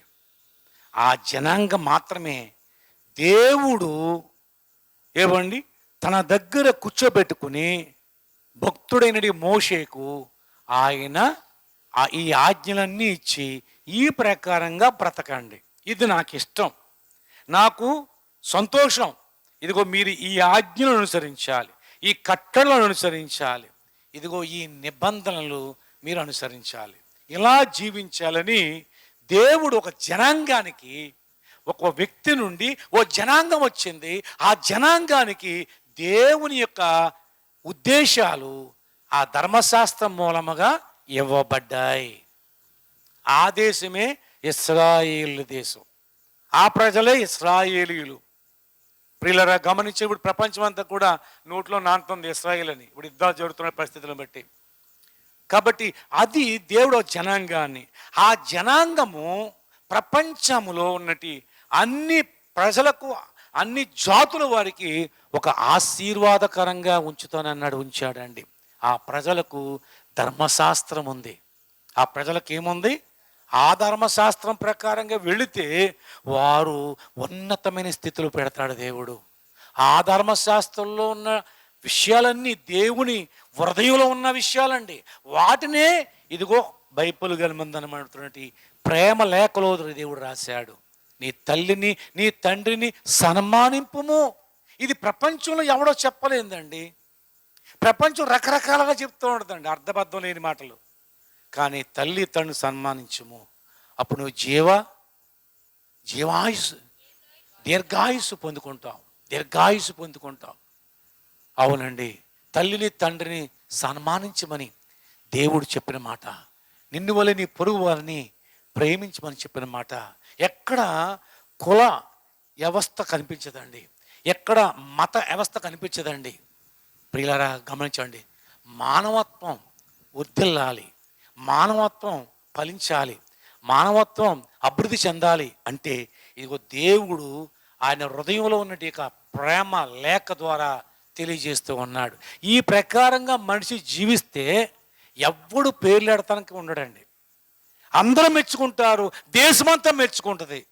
అలా మెచ్చుకునే వాళ్ళని చెప్పనా, మదర్ తెరీసా అంటే మన దేశం వచ్చింది, మన దేశం వచ్చినటువంటి వారి గురించి చెప్తున్నాను. ఆమె ప్రభువు మాట విని ఆమె వివాహం చేసుకోలేదు. ప్రభు అన్నాడట ప్రార్థన చేస్తే, ఇండియా వెళ్ళు, అక్కడ మురికి వాడల్లో ఉన్నట్టు నా ప్రజలు నా బిడ్డలు ఉన్నారు, నా ప్రేమను చూపించి అన్నాడు. అంతే. అక్కడ మత మార్పులు చేయమని ఏదో చేయమని చెప్పలేదండి. ఏం చూపించమన్నాడు? నా ప్రేమను చూపించమన్నాడు. ఆమె మన దేశం వచ్చి ఆ కలకత్తా ఆ రాష్ట్రంలో ఏమండి భయంకరమైన కుష్ఠరోగులకి ఆమె ప్రేమ చూపించింది. ఆ ప్రేమను చూసినట్టు ఎంతోమంది ఏమైపోయారంటే, మారి ప్రేమ కుర్చీలు కొంచెం అటు ఇటు వేసుకోండి, మధ్యలో ఆ 5-6 కుర్చీలు కొంచెం బాగా ఎక్కువ ఉన్నాయి, అత్యంతల కింద కూర్చేస్తున్నాయి. ఎంతైనా శరీరం బలహీనత కదా. కాబట్టి ప్రియులారా ఏం చెప్పుకున్నాం, చూపించింది.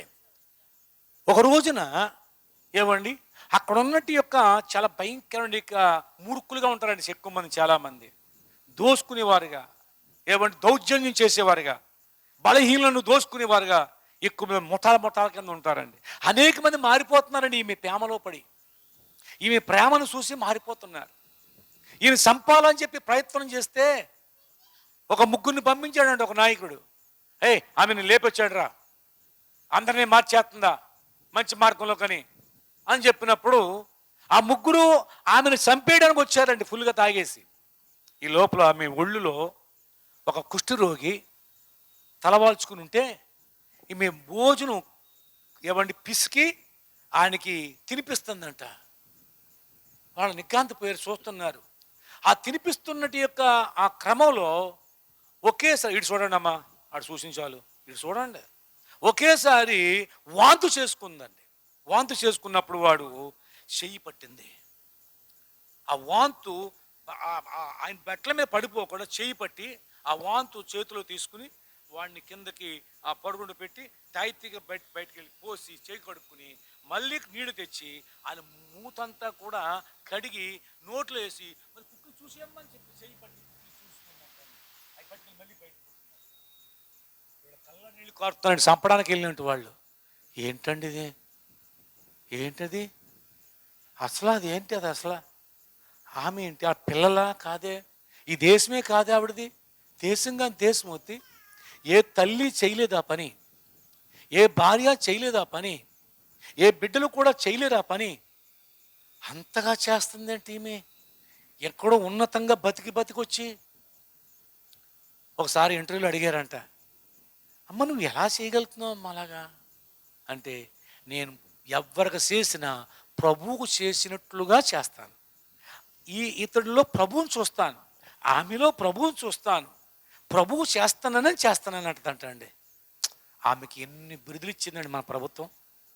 ఏవండి మదర్ అనేది ఆవిడ పేర్లోది కాదు, బిరుదండి. తల్లి, మన ఇండియాకు తల్లి. కారణం ఏంటి అంటే ప్రభు ప్రేమ చూపించగలిగింది, దేవుని ప్రేమ చూపించగలిగింది.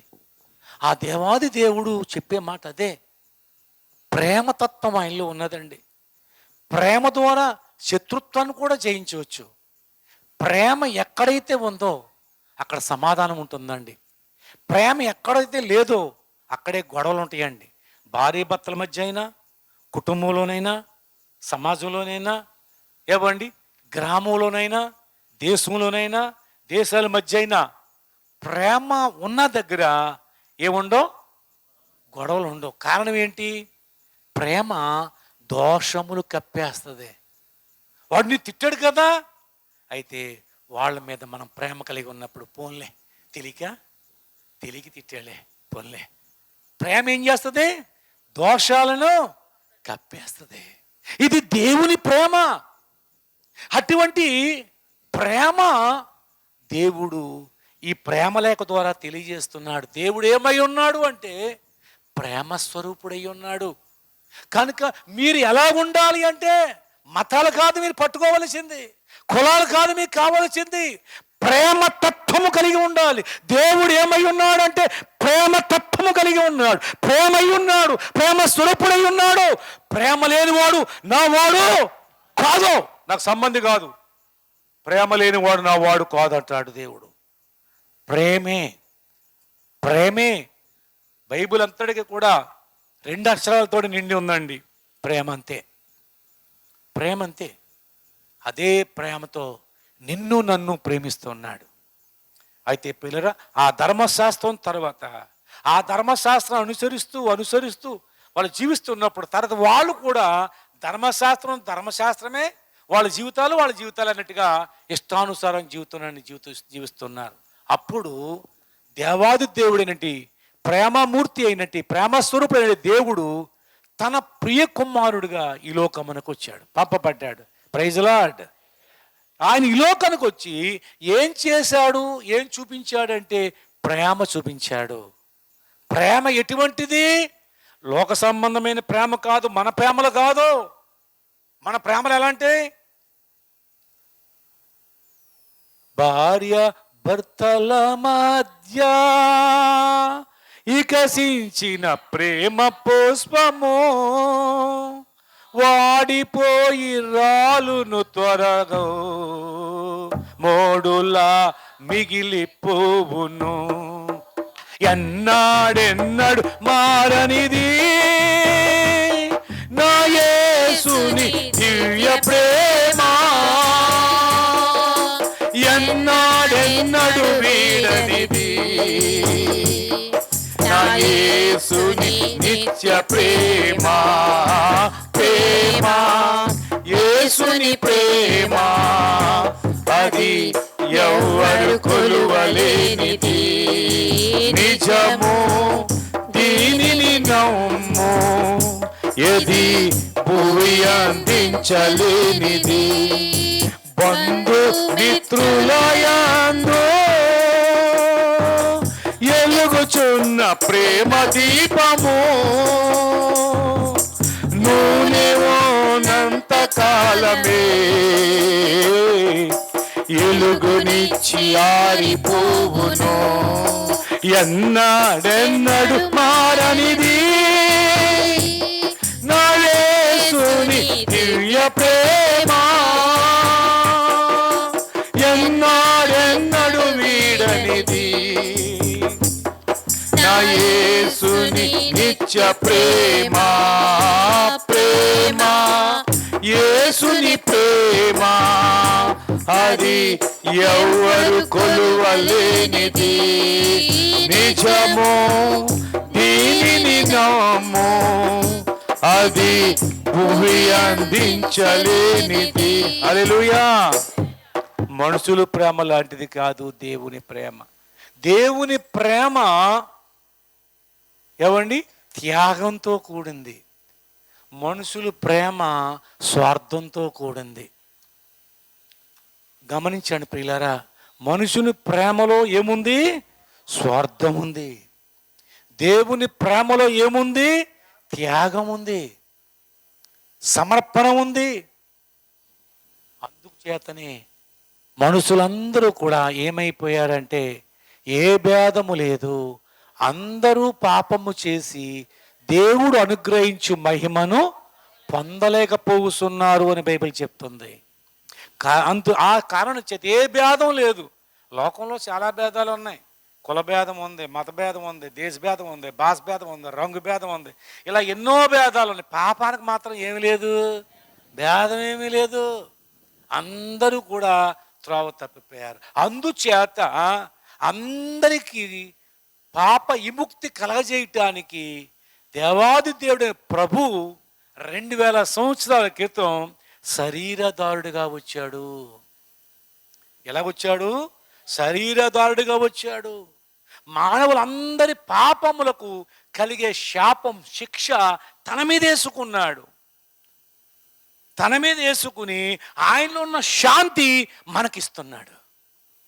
మన మీద ఉన్నట్టు ఏమండి శాపం, పాపం నాకు ఇచ్చేయండి అంటున్నాడు.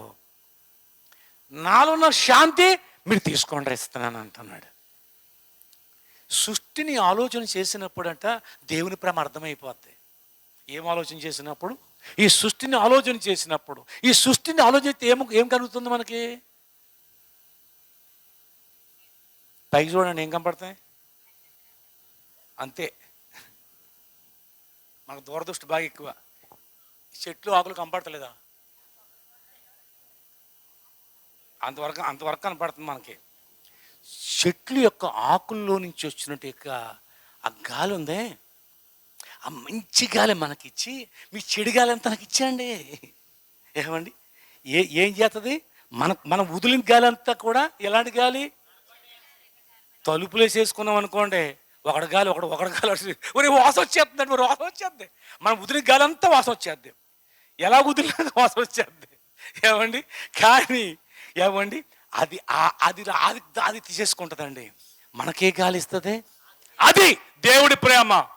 నీ పాపము శాపము నాకు ఇచ్చేయి, నీ భారము నీ చింత నా వేదేశాయి, నేను భరిస్తాను. మీరు భరించలేరు. మీ పాపమునకు కలిగే ఆ శిక్ష భరించలేరు. ఆ దోష శిక్ష మీరు భరించలేనంత భయంకరమైంది. నేను భరిస్తాను, అందుకే వచ్చాను నేను, నా మీద వేసేయండి అని మన పాపానికి శాపానికి శిక్షగా ఆయన కలువరిగిరిలో దుష్టుల చేతికి అప్పగించబడి శిలువ వేయబడి మరణించాడు. ఆయన మరణించాడు మనందరి కొరకు, మానవ జాతి కొరకు. ఓ కులం కోసం కాదు, ఓ మతం కోసం కాదు, ఓ దేశం కొరకు కాదు, ప్రజలందరి పాప పరిహారార్థం కొరకు మరణించాడు. చెప్పాడు ఆయన మరణాన్ని జయిస్తానని. 3వ రోజున మరణాన్ని జయించి తిరిగి లేశాడండి. అలాగనే ఆనియందు ఉన్నట్టి వారు శాపము నుండి పాపము నుండి విముక్తులుగా చేసి మనం తర్వాత చనిపోయిన తర్వాత మరలా తిరిగి లేపుకుని ఆయన రాజ్యాన్ని తీసుకెళ్తాడు ఆయన. Praise lord.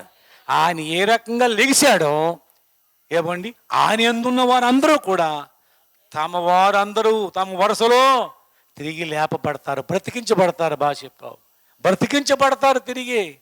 ఆయనతో ఉండడానికి ఆయన కొనిపోతాడు. ఆయన వచ్చే టైం దగ్గర అయ్యింది. అవునండి, ఆయన వచ్చే ఏమండి మరి ఆ సమయాన్ని గురించి చెప్పాడు. ఏం జరుగుతుందని చెప్పాడు? అనేకులు నా పేరడొచ్చి మిమ్మల్ని మోసం చేస్తారు, ఎవరు మోసంలో మీరు మోసపోకుండా చూసుకోండి అన్నాడు. రెండోది ఏమన్నాడంటే అక్కడక్కడ కరువులు వస్తాయి అన్నాడు. ఇంకేమన్నాడంటే ఏమండి భూకంపాలు వస్తాయి అన్నాడు. అంతేకాకుండా యుద్ధాలు వస్తాయి అన్నాడు. ఇవన్నీ కూడా చూస్తూనే ఉన్నాం. ప్రతి మనిషికి సువార్త ప్రకటించబడాలి అన్నాడు. అప్పుడు అంతం వస్తుందని చెప్పాడు. పిల్లరా, ఆ దినాల్లో మనం ఉన్నాం. ఇదే కాలం కృపాకాలం. దీని ముందున్న కాలం ఏంటి?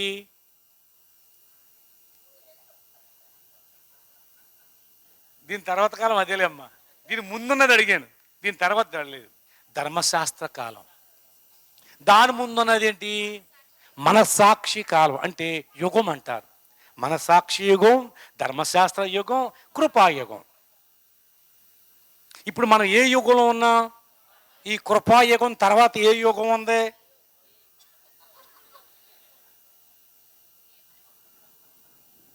ఏమండి మధ్యాకాశంలో ఉంటాం. ఇందులో ఇక్కడ మాత్రం శ్రమల కాలం.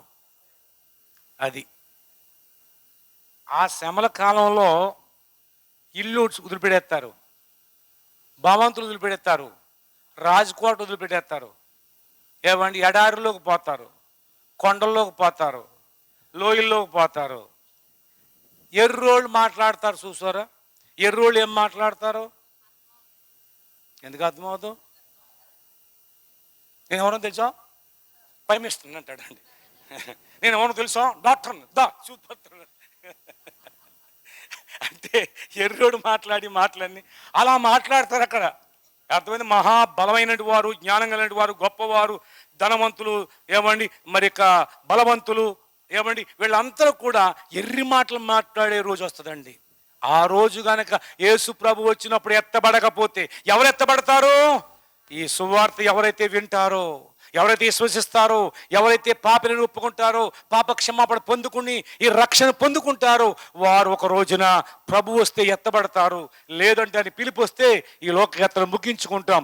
మళ్ళీ రెండో రాకడ వచ్చినప్పుడు మనందరూ కూడా తిరిగి లేచి ఆయనతో కొనిపోబడతాం. ప్రైజ్ లార్డ్, హల్లెలూయా, హల్లెలూయా. అవును ప్రియమైన దేవుని బిడ్డలారా, గమనించండి. కాబట్టి దేవుని యొక్క లేఖనాన్ని బట్టి గమనిస్తే ప్రియమైన దేవుని బిడ్డలారా, దేవుడి యొక్క ప్రేమ ఏంటి అంటే ప్రతి ఒక్కరూ కూడా ఈ సువార్త ప్రకటించబడాలి, ప్రతి ఒక్కరూ రక్షణ పొందాలి, ప్రతి ఒక్కరూ కూడా ఈ పాపానికి, పాపం ద్వారా వచ్చే శాపానికి, దైవ ఉగ్రతకు పాత్రులు కాకూడదు, తప్పించబడాలి. ఆపత్కాలములో, ఆ శ్రమ కాలములో, ఆ కష్టకాలములో ఆస్తి అక్కరకు రాదు. ఆ ఉగ్రత దినమందు ఏమండి ఎలాగుంటుంది అని చూస్తే చూడండి, ప్రకటన గ్రంథం 6:15 కానీ చదువుదాం. ప్రకటన గ్రంథము 6:15 భూరాజులను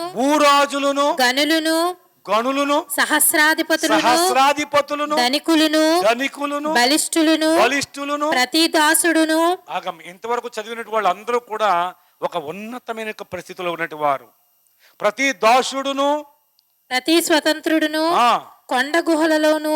ఎక్కడండి? కొండ గుహలలోను, బండ సందులలోను దాగుకొని సింహాసనాసీనుడైనటువంటి వాని యొక్కయు గొర్రెపిల్ల యొక్కయు ఉగ్రత మహాదినము వచ్చెను. ఉగ్రత ఏ దినమండి? ఉగ్రత మహాదినము వచ్చింది. దానికి తాళజాలిన వాడెవడు? దానికి ఎవడు తట్టుకుంటాడు? ఎవడు తాళజాలిన వాడెవడు? ఎవడు తట్టుకోగలదుడు? మా మీద పడండి ఆయన సన్నిధికి గొర్రెపిల్ల ఉగ్రతకును మమ్మును మరుగు చేయుడని పర్వతములతోను బండలతోను చెప్పుతారంట. కొండల్లోకి వెళ్ళి ఆ బొర్రులో దూరి ఏమిటి ఆ ఉగ్రత దినమున తట్టుకోలేక, ఓ బండలారా మమ్మల్ని కప్పేయండి, ఓ గుట్టలారా మమ్మల్ని కప్పేయండి, ఓ కొండలారా పర్వతాలారా మమ్మల్ని కప్పేయండి అని ఆడికి వెళ్ళి మమ్మల్ని మరుగు చేయమని చెప్పి ఏడుకుంటారంటండి ఆ రోజున. ఎందుకంటే బయట పరిస్థితులు ఎలాగుంటాయో తెలుసా? పిల్లలు గమనించాడు. యేసు వస్తాడు, తన వారినందరికీ కూడా కొనిపోతాడు. మిగిలిన వారి పైన దేవుని భయంకరమైన ఉగ్రత భూమి మీదకి రాబోతుంది. నవాహు కాలంలో దేవుడు చెప్తే పిచ్చోడన్నారు, పిచ్చి పిచ్చి కేకలేసి కూడా చచ్చిపోయారు. ఈయన పిచ్చోడన్నారు. పిచ్చోడన్న వాళ్ళందరూ కూడా కొట్టుకుపోయారండి. ఎవ్వడు కూడా బతికి బట్ట కట్టలేదు. దేవుడు మాట పిచ్చిగా కనిపించవచ్చు, కానీ దాన్ని గనక నువ్వు అర్థం చేసుకోకపోతే నువ్వు పిచ్చోడు అయిపోతావు ఒక రోజున. అవును ప్రియ దేని బిడ్డలారా, చూడండి, రాజులంట, సహస్రాధిపతులంట, అధిపతులంట, అధికారులంట, నాయకులంట, పెద్దలంట, బలవంతులంట, ధనవంతులంట, వీళ్ళందరూ కూడా ఆ కొండలోకి వెళ్ళి మా మీద పడండి, మమ్మల్ని కప్పండి, మమ్మల్ని మరుగు చేయండి అని ఎర్రి కేకలు ఇస్తూ ఉంటారంటండి. ఆ రోజున ప్రభువు వస్తాడు. వచ్చినప్పుడు ఇంకా సువార్త ఉండదు. ఇక ఏమండి, ఎవరైతే సిద్ధంగా ఉంటారో వారందరినీ దేవుడు తీసుకుపోతాడు. అంతకుముందు మృతులైన వారిని ముందుగానే లేపుకు తీసుకుపోతాడు. పిల్లారా, అది ఎంతో దూరం లేదు. ఇప్పుడు జరుగుతున్న పరిస్థితులను బట్టి ఇప్పుడున్నటి ఈ పరిస్థితులు మూడో యుద్ధానికి దారితీస్తుందని చెప్తున్నారు. అది ఎలాగున్నప్పటికీ అప్పుడు మీరు భయపడొద్దు అని చెప్పాడు యేసయ్య. ఇది నా రాకడకు ఏంటి సూచన. యుద్ధాలేంటో తెలుసా? ప్రభు రెండో రాకడ వస్తున్నట్టుగా సూచనది. కరువులేంటో తెలుసా? ప్రభు రెండో రాకడకు సూచనలో. తెగుళ్ళేంటో తెలుసా? ప్రభు రెండో రాకడకు సూచనలో పిల్లరా గమనించండి. ఇవన్నీ కూడా ప్రభు రాకడకు ఈ సూచనలని ప్రభు అయిన యేసుక్రీస్తు శరీరధారుడుగా ఉన్నప్పుడే ఆయన చెప్పిన మాటలు పరిశుద్ధ గ్రంథంలో స్పష్టంగా రాయబడ్డాయి. ఆ ఏది రాయబడియో అయ్యా జరుగుతున్నాయి, ఏది చెప్పాడో అయ్యా చూస్తున్నాం మనం. పిల్లరా, ఈ రాత్రికాల సమయంలో దేవుడు నిన్ను ప్రేమిస్తున్నాడు. దేవుడి మాటలు ఆలకిస్తున్న ప్రియ సహోదరుడా, సహోదరి, నువ్వు ఏ స్థితిలో ఉన్నప్పటికీ, ఎలాంటి పరిస్థితుల్లో ఉన్నప్పటికీ మనం అందరము పాపులం. జన్మతః కర్మతః పాపులం. పాపం ద్వారా వచ్చింది శాపం. ఆ శాపం మనిషి జీవితాన్ని నాశనం చేస్తుంది. నెమ్మది లేకుండా, శాంతి లేకుండా, సమాధానం లేకుండా ఆత్మహత్యలు చేసి కూడా ప్రేరేపిస్తుంది. ఆ పిల్లారా, అవును ఈరోజు బాగుండొచ్చు, కానీ ఏదో రోజు ఆ శాపం నీ మీదకి వచ్చినప్పుడు నీ తలపైన నాట్యం ఆడుతుంది. పిల్లారా, ఆ రోజున పిల్లారా పిచ్చోళం అయిపోతాం. అయితే ఆ రోజు రాకముందే నీ యొక్క శాపానికి మూలం పాపం, పాపానికి పరిహారం యేసు రక్తం. యేసు రక్తం ప్రతి పాపము నుండి మనలను పవిత్రులుగా చేస్తుందని దేవుని వాక్యం చెప్తుంది. ఈ రాత్రికాల సమయంలో ఈ దేవుని ప్రేమను ప్రకటించబడుతుంది. అంటే దేవుడిని ప్రేమిస్తున్నాడని మరొకసారి దేవుని వాక్యం ద్వారా దేవుడు మాట్లాడుతున్నాడు. దేవుడు నిన్ను ప్రేమిస్తున్నాడు. ఎందుకో తెలుసా? నువ్వు నశించిపోవటం ఇష్టం లేదు. తండ్రికి 4 బిడ్డలైతే ఎవరిని ఎక్కువ ప్రేమిస్తాడు చెప్పండి? తండ్రికి 4 కుమారులు అనుకుందాం. ఈ 4లో ఎవరిని ఎక్కువ ప్రేమిస్తాడు? కాదు కాదు కాదు ప్రేమిస్తాం కాదు, ఎక్కువ ఎవరిని ప్రేమిస్తాడు అన్నాను నేను. 4 కొడుకులు అయితే 4లో ఎక్కువ ఎవరిని ప్రేమిస్తాడు? లేదు లేదు లేదు ఎవడు దారి తప్పాడో, ఎవడు పాడైపోతున్నాడో ఏమంటాడంటే, ఆ 3 పర్లేదండి, వీడి గురించే బాధ అంతానండి, వీడేమైపోతాడో వీడి గురించేనండి నా బెంగ అంతాని. మా గురుగారు ఉండేవారు, నేను వేసిపోయి నమ్ముకో ముందు కరసాదం చేసేవాడిని. 10 మంది వచ్చినా కొట్టేసేవాడిని. కర్ర ఇచ్చుకుంటూ ఇప్పుడు కొట్టేయగలుగుతున్నాను, కానీ కొట్టను. కొడితే పడతాను, కానీ ప్రభు ప్రేమ అదే. 3 ఫస్ట్ పేజీలు వచ్చి, 1 సెకండ్ పేజీ వచ్చిందండి. ఆల్ ఇండియా మొత్తం మీద ఎవడొచ్చినా సరే వాటితో కర్రతోటి పోట్లాడాలన్నమాట. ప్రతి వినాయక చవితికి మా ఊర్లో పెద్ద ప్రోగ్రాం ఇదే. 1978 సంవత్సరం కాడి నుంచి నేను కర్ర సాధనలో పాలు పొందాను అనమాట. మా నాన్నగారికి ఇష్టం, ఎందుకంటే మా నాన్నగారు అన్నదమ్ములు అంతమాడు కొట్టుకుంటామే, నీళ్ళు కాడ, సరిహద్దులు కాడ. ఏమండి, కన్నం తీసేవాడు తొక్కేస్తా అంటాడు, బుర్ర బద్ద కొట్టేస్తా అంటాడు ఆడు. అలాగే బుర్రలో బద్ద కొట్టున్నాడు. మా నాన్నకి 75 దెబ్బలు ఉంటాయండి గుంటు మీద, కుట్లేసినాయి. ఎన్ని దెబ్బలు? 75. కర్రలతో కొట్టి ఇడిపోతే ఎడ తక్కువ తెలియదండి, ఎడ కొట్టి వాళ్ళకి ఇడిపోని.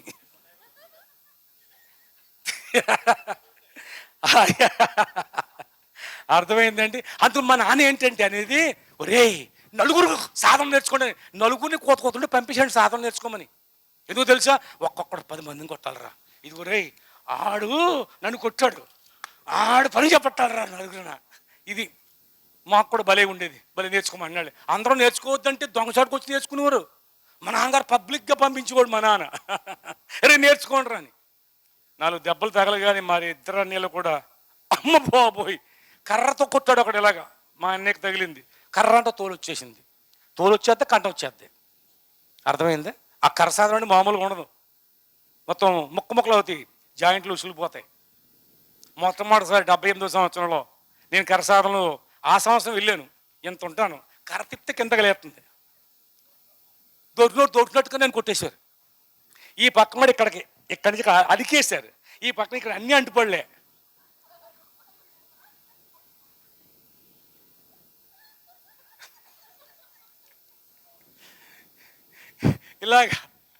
ఇలాగే అంటాడు. అయినా కానీ నేను మానలేదు. మళ్ళీ సంవత్సరం మా అన్నయ్యకి ఫస్ట్ వచ్చింది, నాకు సెకండ్ వచ్చింది. అన్నదమ్ములు శవాలని సిమ వచ్చింది. అప్పుడు అక్కడ అందరూ ఏళ్ళేసి అన్నదమ్ములు శవాలు రెచ్చగొట్టేసేవారు మమ్మల్ని. మేమిద్దరం కూడా అన్నదమ్ములను చూసుకోలేదు, కొట్టుకున్నాం. ఆయనకి ఫస్ట్ నాకు సెకండ్ వచ్చింది. మళ్ళీ సంవత్సరం కూడా మళ్ళీ మేమిద్దరమే మిగిలిన, అందరూ పోయారు. అన్నదమ్ములు సేవలన్నారు. మా ఆయన నేను కొట్టేశాను. ఆ ఉద్రేకం అలా ఉంటుంది. ఆ చుట్టూ వేల మంది ఎల్లేసేసి అన్నదమ్ములు సేవలు కొట్టే అంటారండి. వాళ్ళకేంటి ఓ దెబ్బలు పడితే వెళ్తుంది. ఆ మళ్ళీ సంవత్సరం ఫస్ట్ నాకు, సెకండ్ మా ఆయనకి వచ్చింది. అంతే, కర్రలు పెట్టేసి మళ్ళీ ఇక్కడ సాధన చేయను అన్నాడు. చిన్నోడి మీద ఓడిపోయి నేను అనుకున్నాడు. అలా అనుకుంటాడు, నాకు తెలదాం, లేదా నేను ఓడిపోతున్నాను. అలాగే తర్వాత మరొకసారి కూడా నిలబెట్టిన, మరొకసారి ఫస్ట్ ప్రైజ్ వచ్చింది.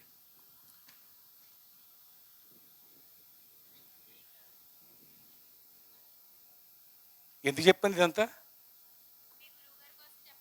అది ఆయనకు 3 కొడుకులు. అసలు విషయం తల్లి దేవుడికి కాగా 3 కొడుకులు. ఏమండి, పెద్దోడు పర్లేదు, చిన్నోడు పర్లేదు, ఈ మధ్యోడే తాగేస్తాడు, పెళ్ళాన్ని కొట్టేస్తాడు, తాగేస్తాడు, పెళ్ళాన్ని కొట్టేస్తాడు, తాగేస్తాడు, పెళ్ళాన్ని కొట్టేస్తాడు. ఏ సంపద ఉండదండి. పాపం ఈయన ఇంట్లో పెట్టుకున్నాడు. వాళ్ళిద్దరిని బయట తోలేశాడు. ఒరే మీ తిప్పలు మీరు పడండిరా, మీరు చక్కగా జాబులు చేసుకుంటున్నారు, చక్కగా మీ భార్య బిడ్డలు పోషిస్తున్నారు, ఒరే ఈయనని అంటు పెట్టుకుని ఉండాలరా, లేక పిల్ల ఏమైపోద్దో అని తన భార్య, తన 2 కొడుకు ఈయన్ని ఇంట్లో పెట్టుకుని ఆయన చచ్చిపోయే వరకు ఈయన ఇంట్లోనే ఉంచుకుంటూ ఈయనే ఎక్కువ ప్రేమించేవాడండి. ఇప్పుడు చెప్పండి, ఎవరు ఎక్కువ ప్రేమిస్తాడు?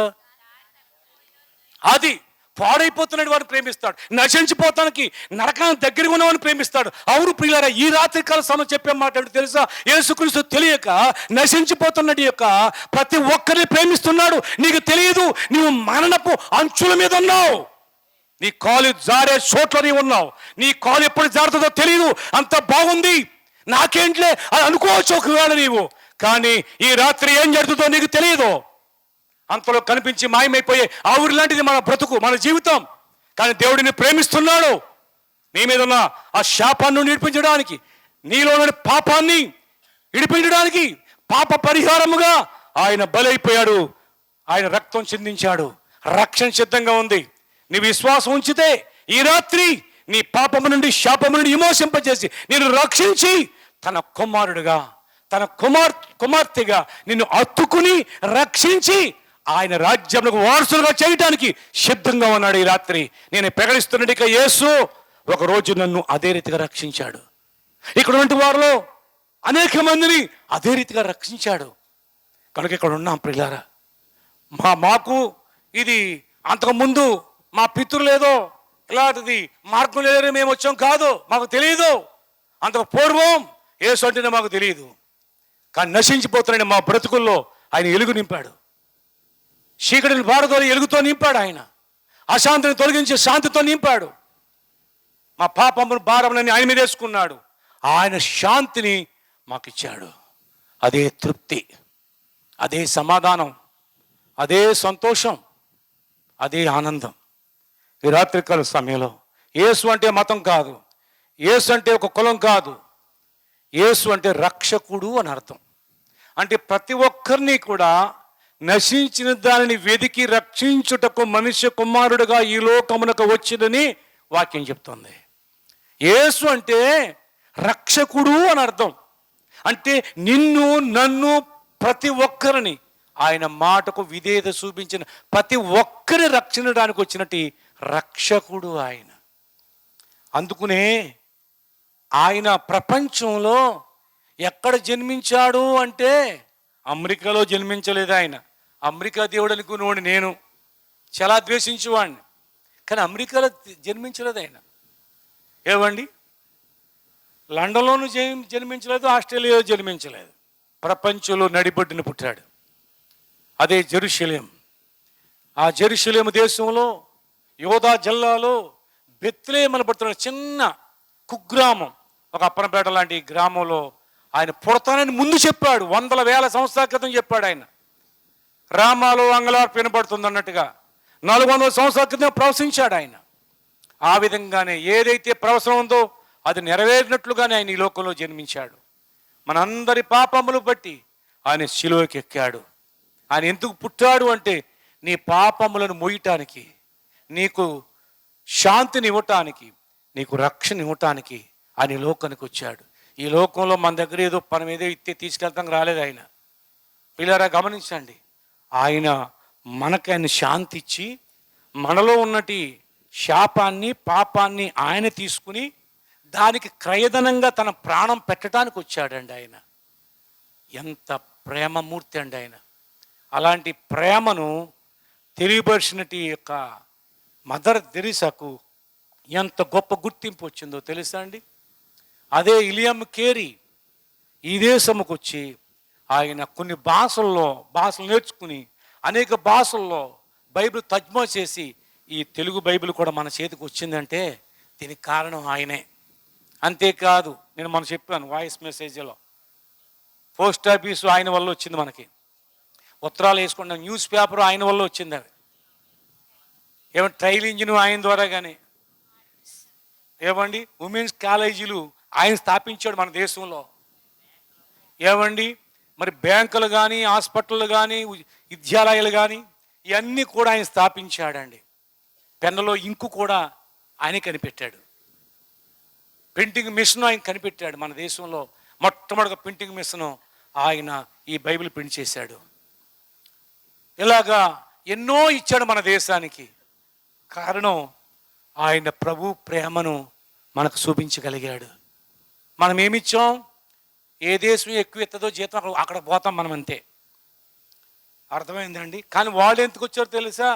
మనం నశించిపోకూడదని, మన అజ్ఞానం నుండి విడిపించాలని, మనము పతనమైపోతున్నామని, నాశనం అయిపోతున్నామని, మూఢత్వంలోనూ మూఢ నమ్మకాల్లోనూ మూఢ ఆచారాల్లోనూ మూఢ పద్ధతుల్లోనూ వైద్యం లేక ఎంతోమంది చనిపోతున్నామని వారు వచ్చి మనకు ఏమంటే వైద్యశాలలు కట్టించారు, విద్యాశాలలు కట్టించారు. మనకు దేవుని ప్రేమను చూపించి వెళ్ళారు వాళ్ళు. ప్రైజ్ లార్డ్, హల్లెలూయా. అటువంటి దేవుని ప్రేమ ఈ రాత్రి మీకు ప్రకటించబడుతుంది. ఒక్కసారి దేశభావంతో కాక ప్రేమతత్వంతో మానవత్వంతో ఆలోచించండి. చాలామంది యేసును ద్వేషిస్తారు, యేసుని నమ్మిన వారిని కూడా ద్వేషిస్తారు. కారణం ఏంటి? ఒక్కసారి ఆలోచన చెయ్యండి. కారణం చెప్పండి, ఒక్క కారణం చెప్పండి ద్వేషించడానికి. యేసు ఏం చేశాడని ద్వేషిస్తున్నాం? కుటుంబాలు కట్టాడు ఆయన, రోగులను బాగు చేశాడు ఆయన, బ్రతుకులను బాగు చేశాడు ఆయన, కుటుంబాలు చక్కదిద్దాడు ఆయన. దురాత్మలతో పీడించబడి పిచ్చోళ్ళు అయిపోతే వాళ్ళు మంచోళ్ళుగా మార్చేశాడు. బైబిల్ చేస్తుంది. ఆయన మేలు చేయుసు సంచరించుచుండెనని రాయబడుతుంది. మేలు చేశాడా కీడు చేశాడా? మరి మేలు చేసేవాడిని మేము పగడతాం ఎందుకు? మేలు చేసేవాడిని ద్వేషించం ఎందుకు? మేలు చేసేవాడిని ఒకవేళ మేలు చేయకపోయినా పర్లేదు, కానీ మనం ద్వేషించకూడదు కదా. కానీ ఆలోచన లేక అవిధేయతను బట్టి ఆ యేసుని నమ్మినట్టు వారిని ఎందుకు ద్వేషిస్తున్నారు? వారు ఏం చేసిన పని? యేసుని నమ్ముకుంటే ఎందుకు నమ్ముకున్నారు వాళ్ళు? వారు భర్త తాగుబోతూ ఆయన నమ్ముకున్నారు. తన భర్త తిరుగుబోతూ మారిపోయాడండి యేసు నమ్ముకున్న తర్వాత. అమ్మో నా భర్త నేను మార్చుకోలేకపోయాను, యేసు మార్చాడని మారిపోతున్నారండి. కుటుంబాలు మారిపోతున్నాయండి. అవును ప్రభునందు పిల్లారా గమనించండి. మా ఊళ్ళో ఒక ఆయన ఉండేవాడు.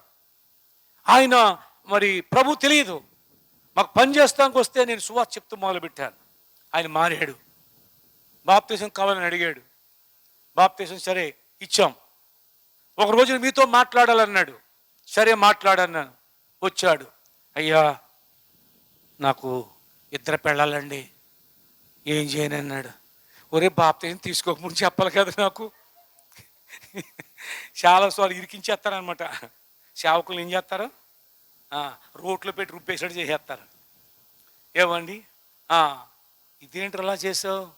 మరి ఎందుకు చేసుకున్నావు నువ్వు అంటే, నేను చేసుకోలేదండి. మరి నువ్వు చేసుకోకుండా నీకు 2 భార్యలు వచ్చానండి అంటేనండి, నేనండి ఒక అమ్మాయిని ప్రేమించి చేసేసుకున్నానండి మా అమ్మ నాన్న కాళ్ళు తెప్పకుండా.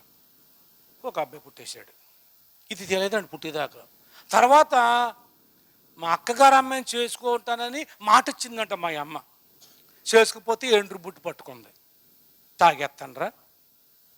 అది కాదమ్మా నేను చేసుకున్నాను, అమ్మాయి పుట్టింది. చేసుకుంటే చేసుకో, మళ్ళీ చేసుకో, 2తో ఉండు, మేము ఒప్పుకుంటున్నాం కదా. ఆ ఇంట్లోకి ఆ అమ్మ అడితే మీకు గొడవలు పడకండి, వాళ్ళు చచ్చిపోతే ఇప్పుడు నా మీద పడతారు, లేని చేసుకుంటే చేసుకోండి, కానీ నాకు మాత్రం అన్యాయం చేయకుండా అండి ఆవిడ.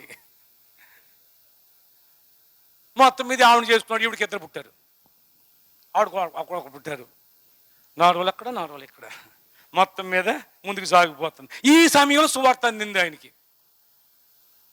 ఏమండి, అంతకుముందు ఏరే భక్తుడు ఆయన ఎవరు భక్తుడు? ఆయనకి ఇద్దరేనంట. నాకు ఇద్దరు ఉండడం తప్పులేదు కదా అనుకున్నాడంట. ఇక్కడ ఉండేది ఆయనకి, ఆయన నమ్ముకున్న ఆయనది ఒక కాయ ఇక్కడ ఉండేదండి. మెడలో జంజి ఉండి ఇక్కడ కాయ ఉండేది అనమాట. నేను పేరు చెప్పను ఎందుకంటే లేనిపోయిన తలకేపట్టు. ఆయనకి ఇద్దరంట, ఒకటి పక్కనంట, ఒకటి నెత్తి మీదంట. మనకెందుకులే, ఆయన అన్నాడు కానీ చెప్తున్నా. వాళ్ళు కూడా మనకెందుకు అదిగపోనా? ఆయనకి ఇద్దరున్నాడు కదా నా దేవుడికి, నాకు ఇద్దరుంటే తప్పులేదు కదా. తప్పులేదు, కానీ ఇప్పుడు దేవుడు మారాడు కదా, జీవంగాల దేవుడు వచ్చాడు కదా. ఈయన ఒక్కడే, ఈయన పరిశుద్ధుడు. మరి ఏం చేయమంటారు? ఆవిడ వదిలిపెంటారు, ఈయన వదిలిపెంటారు అంటున్నాడు. ఎవరిని వదిలేయమంటే వాళ్ళు వస్తారు నాకు కర్రలట్టుకుని నా మీదకి. వీళ్ళు ఊరుకోరు కదా. పాస్టర్ గారు చెప్పాను నేను వదిలేమని అంటాడు ఈయన. అని చేత ఎవరిని వదిలేయమంటారు అని అడుగుతున్నాడు ఆయన. బాబు ఎవరిని వదలొద్దు కానీ దేవుని మాత్రం వదలకుండా ఆయన పాదాలు అట్టుకుని ప్రభు ఈ సమస్య పరిష్కారం చూపించాను. దేవుని కృపను బట్టి కాలక్రమేణా మొత్తం మీద ఏమైపోయిందంటే ఆ ముందు చేసుకున్నవాడు అంది, లేదులేండి మీ తిప్పలు మీరు పడండి, నా తిప్పలేం పడతానే వెళ్ళిపోయింది అంట కొడుకుని తీసుకుని. కానీ కొడుకు పెళ్ళి అయితే కనుక మీరు రాయండి కొంచెం ఆ దగ్గర వచ్చేది. సరే అనుకున్నాను. వచ్చాడు, అమ్మయ్య బరువు అంతా దిగిపోతుందండి, ఆవిడ వెళ్ళిపోతుంది అన్నాడు. పోన్లే దేవునికి స్తోత్రం. వెళ్ళిపోయిందో తవరేసావా? ఏం తవరలేదండి, నేను అసలు కొట్టలేదండి, ఆమె వెళ్ళిపోయిందండి. పోన్లే మంచి పని, దేవుడే నీకు విడుదల ఇచ్చాడు. వాళ్ళ ఆవిడ ప్రభు నమ్ముకోలేదు, ఈయన నమ్ముకున్నాడు. ఇప్పుడు పరుగున వచ్చేసిందండి దేవుడి మందిరానికి. ఎందుకు వచ్చింది? రోజు గొడవలేనండి, రోజు గొడవలే. ఈ 4 రోజులు బాగుంటుంది, మళ్ళీ 4 రోజులు కంఫర్ట్ కదా. అప్పుడు ఒక రొస ఎవరికైనా అంతే కదండి, అది బాధే కదా ఆడవాళ్ళకి. అని రోజు గొడవలే. నాతో ఏం చెప్పాడంటే ఇద్దరిలోనూ ఎవరు మంచివాళ్ళు అండి అన్నాను. ఈవిడ సూర్యకాంతం అండి, 2సారి చేసుకున్నది. ఫస్ట్ ఆవిడ చాలా మంచిదండి అన్నాడు. ఈవిడంటే సూర్యకాంతం అంట, ఇక్కడ రొసలాడద్దు కదా. కానీ ఈ సూర్యకాంతం చాలా మంచిది అయిపోయిందండి. ఎందుకని? ఈయనకి ఏమైంది? దేవుడు కార్యం చేశాడు. ఆయన నమ్ముకున్నాడు, ఆయన జీవితాన్ని ఆ కుటుంబాన్ని కట్టాడు. ఇది ఎవరో తీర్చలేని తగు, ఇది ఎవడు కూడా చేయలేని కార్యం ప్రభు చేశాడు. ఆమె తన పిల్లల్ని తీసుకుని పరుగు వచ్చేసిందండి మందిరానికి. అమ్మో దేవుడు ఎంత గొప్పోడండి, మా ఆయన ఎంత మంచిగా మారిపోయాడు, ఎంత మంచివాడు అయిపోయాడు. దేవునికి స్తోత్రం. అవును ప్రియులారా, అవునండి. ఆ కుటుంబం ప్రభు నమ్ముకోకుండా ఎందుకుంటే చెప్పండి మీరు. ఏమండి, దేవుడు బ్రతుకులను మారుస్తున్నాడు, కుటుంబాలు కడుతున్నాడు, కుటుంబాలు బాగు చేస్తున్నాడు, కుటుంబాలు సరి చేస్తున్నాడు. అలాంటప్పుడు ఆ కుటుంబాల్లో ఉన్నటి వారు యేసు ప్రభు నమ్ముకోకుండా ఎలా ఉండగలుగుతారు? అది మతం అంటారా? ఏమండి, అది మతం అంటారా? అది మార్గం అంటారా? ప్రియ దేవుని బిడ్డలారా, యేసు ప్రభు అన్నాడు, నేనే మార్గమును సత్యమును జీవము, నా ద్వారాగా తప్ప ఇక ఎవడు కూడా తండ్రి యొద్దకు రాలేడు. ఇదే మిక్కిలి అనుకూలమైన సమయం, ఇదే రక్షణ దినం. చివరి మాట చదివి ముగించేసుకుందాం. యెషయా గ్రంథం 45:22. భూ దిగంతముల నివాసులారా నా వైపు చూసి రక్షణ పొందండి. దేవుడును నేనే, మరి ఏ దేవుడును లేడు, ఏ దేవుడు లేడు. Praise lord. హల్లెలూయా. దేవుడు సెలవిస్తున్నాడు, ఎలుగెత్తి చెప్తున్నాడు, భూ దిగంతముల నివాసులారా. నువ్వు ఏ దేశానికి, ఏ భాష మాట్లాడి, ఏ ప్రాంతానికి చెందిన వారమైనప్పటికీ దేవుడు పిలుస్తున్నాడు, నా యొద్దకు రండి అని పిలుస్తున్నాడు. భూదిగంత నివాసులారా నా వైపు చూడండి. ఇంతవరకు ఏటి వైపు చూశారు? మీ జీవితాలు నెమ్మది లేకుండా చేసుకున్నారు, మీ జీవితాలు సమాధానం లేకుండా చేసుకున్నారు, మీ కుటుంబాలు నెమ్మది లేకుండా చేసుకున్నారు. ఇప్పుడు నా వైపు చూడండి, రక్షణ పొందండి. దేవుడును నేనే. ఉంటే కనుక అక్కడ పోట్లాడుకొస్తాడు రాడా? ఈ ఇల్లు నాది అన్నారు అనుకోండి, ఎవరంటారు? ఇంటి గలవాళ్ళు అంటారు. ఇంకొకడ నాది అంటే సొప్పు అనకూడదులే, తెగిపోద్ది అంటారు కదా అనేసేనా? సరే మంచిది, అంటే కానీ మీకు అర్థం కాదని. కాబట్టి ఎవరిదైతే ఆ ఇల్లు వాళ్ళు అంటారు నాది అని. దేవుడు అంటున్నాడు నేనే. మరి ఎవడో లేడన్నప్పుడు ఎక్కడ ఏ శబ్దాలు వినిపించలేదు, ఏ చెయ్య లేగలేదండి. ఆయనండి ఈయన. ఆయనే తిట్టం కలిగినటువంటి వాడు. తండ్రి, కుమారుడుగా, పరిశుద్ధాత్మగా ప్రత్యక్షమైన దేవుడు. తను ఎవరిని పిలిచాడో వారిని ఆశీర్వదించి కడవరకు నడిపించి వారిని ఒక జనాంగంగా, ఒక మనిషిని పిలిస్తే ఓ జనాంగంగా చేశాడండి దేవుడు. ఆ జనాంగమే ఇశ్రాయేల్ ప్రజలు, ఇశ్రాయేల్ దేశం. పిల్లల భూమి మీద ఓ ప్రత్యేకమైన జనాంగాన్ని దేవుడిని ఏర్పాటు చేశాడంటే అది ఇశ్రాయేల్ ప్రజలను క్రీస్తుపురం ఏర్పాటు చేశాడు. ఇప్పుడైతే ఇశ్రాయేల్ ప్రజలని కాదు, యేసు క్రీస్తునందు ఎంతమంది శ్వాసం ఉంచారో వారందరూ కూడా ఒక ప్రత్యేకమైన జనాంగంగాను దేవుని రాజ్యమునకు వారసులుగాను దేవుడు చిత్తపరుస్తున్నాడు. కాబట్టి ఆయన యందు విశ్వాసం ఉంచండి, ఆయన ఇచ్చిన రక్షణ పొందండి, ఆయనలో నుండి శాంతిని, సమాధానం పొందండి. దేవుడు మిమ్మల్ని, మీ కుటుంబములను రక్షించి, దీవించి, ఆశీర్వదించి ఆయన కృపలో, ఆయన మహిమలో ఆయన యొక్క రక్షణ మీకు, మీ కుటుంబాలకు దయచేయునుగాక. ప్రార్థన చేసుకుని తల వంచండి. సూర్యబాబు గారు వచ్చేసి ప్రార్థన చేస్తారు. పరిశుద్ధుడైన తండ్రి, ప్రేమ నమ్మకం కలిగినటువంటి మా దేవ, నీకు వందనాలు, కృతజ్ఞత స్తోత్రాలు చెల్లిస్తున్నాను. ఈ విధంగా ప్రభా నేను రాత్రికాల సమయంలో నేను ప్రభా నీ మాటలు నేను ఈ ప్రాంత ప్రజలకు నేను ప్రభా అయ్యా ఉపయోగపడినట్లుగా మీరు మాట్లాడారు. అందుని బట్టి నీకు వందనాలు చెల్లిస్తున్నాను ప్రభా. సర్వజనులారా ఆలకించమని ప్రభా ప్రతి ప్రజానికంతో ఉన్నటువంటి ప్రజలతో మీరు మాట్లాడారు నాయన. సామంతులైన, సామాన్యులైన, ప్రభా దరిద్రులైన, ధనికులైన, ప్రభా గొప్పవారైనా నేను ప్రభా అయ్యా దరిద్రులైనప్పటికీ ప్రతి వారితో కూడా మీరు నేను ప్రభా నీ మాట ఆలకించాలని ప్రభా, నీ మాటకు చెవియొగ్గితే గనుక వారి జీవితాల్లో నేను ప్రభా ఎప్పుడూ లేనటువంటి గొప్ప ఆనందాన్ని ప్రభా పొందుకోగలరని ప్రభా ఈ రాత్రి మీరు మాట్లాడారు. నీ మాట విన్నటువంటి వ్యక్తులు, నీ మాటకు చెవియొగ్గినటువంటి వ్యక్తుల జీవితాలు ఏ విధంగా ఆశీర్వదించబడ్డాయో అయినా ప్రభా, ఆ ఆశీర్వాదం నేటికి ఎలా నిలిచి ఉందో నైనా ప్రభా అయ్యా ఎన్నో విషయాలు నైనా ప్రభు మా ఎదుట పెట్టారు. నోవాహుని మా ఎదుట పెట్టారు.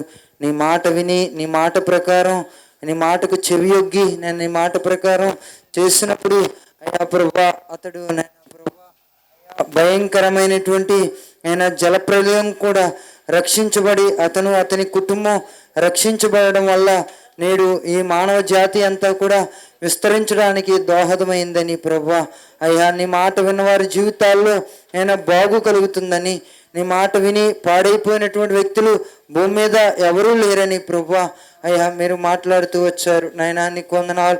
అలాగే ప్రభా నోవాహు నైనా ప్రభా అభివృద్ధి చెందడం, వంశావళి ఫలించడం ద్వారా అబ్రహాము నైనా ప్రభా వచ్చాడని, ఆ అబ్రహాము ద్వారా నేడు మానవ జాతి అంతా కూడా నేను ఆశీర్వాదానికి ప్రభా నేను కారకురాలుగా నేను ప్రభా ఒక కారకుడుగా అయ్యా ప్రభా అబ్రహామును మీరు ఆశీర్వదించారని ప్రభా నేడు నైనా ప్రభా ఇశ్రాయేలు దేశం అనబడుతున్నటువంటి ఒక ఉన్నతమైనటువంటి దేశానికి అయ్యా ప్రభా కారకుడైనటువంటి అబ్రహాముని అయ్యా మా ఎదుట పెట్టారు. అందుని బట్టి నీకు వందనాలు చెల్లిస్తున్నాను ప్రభా.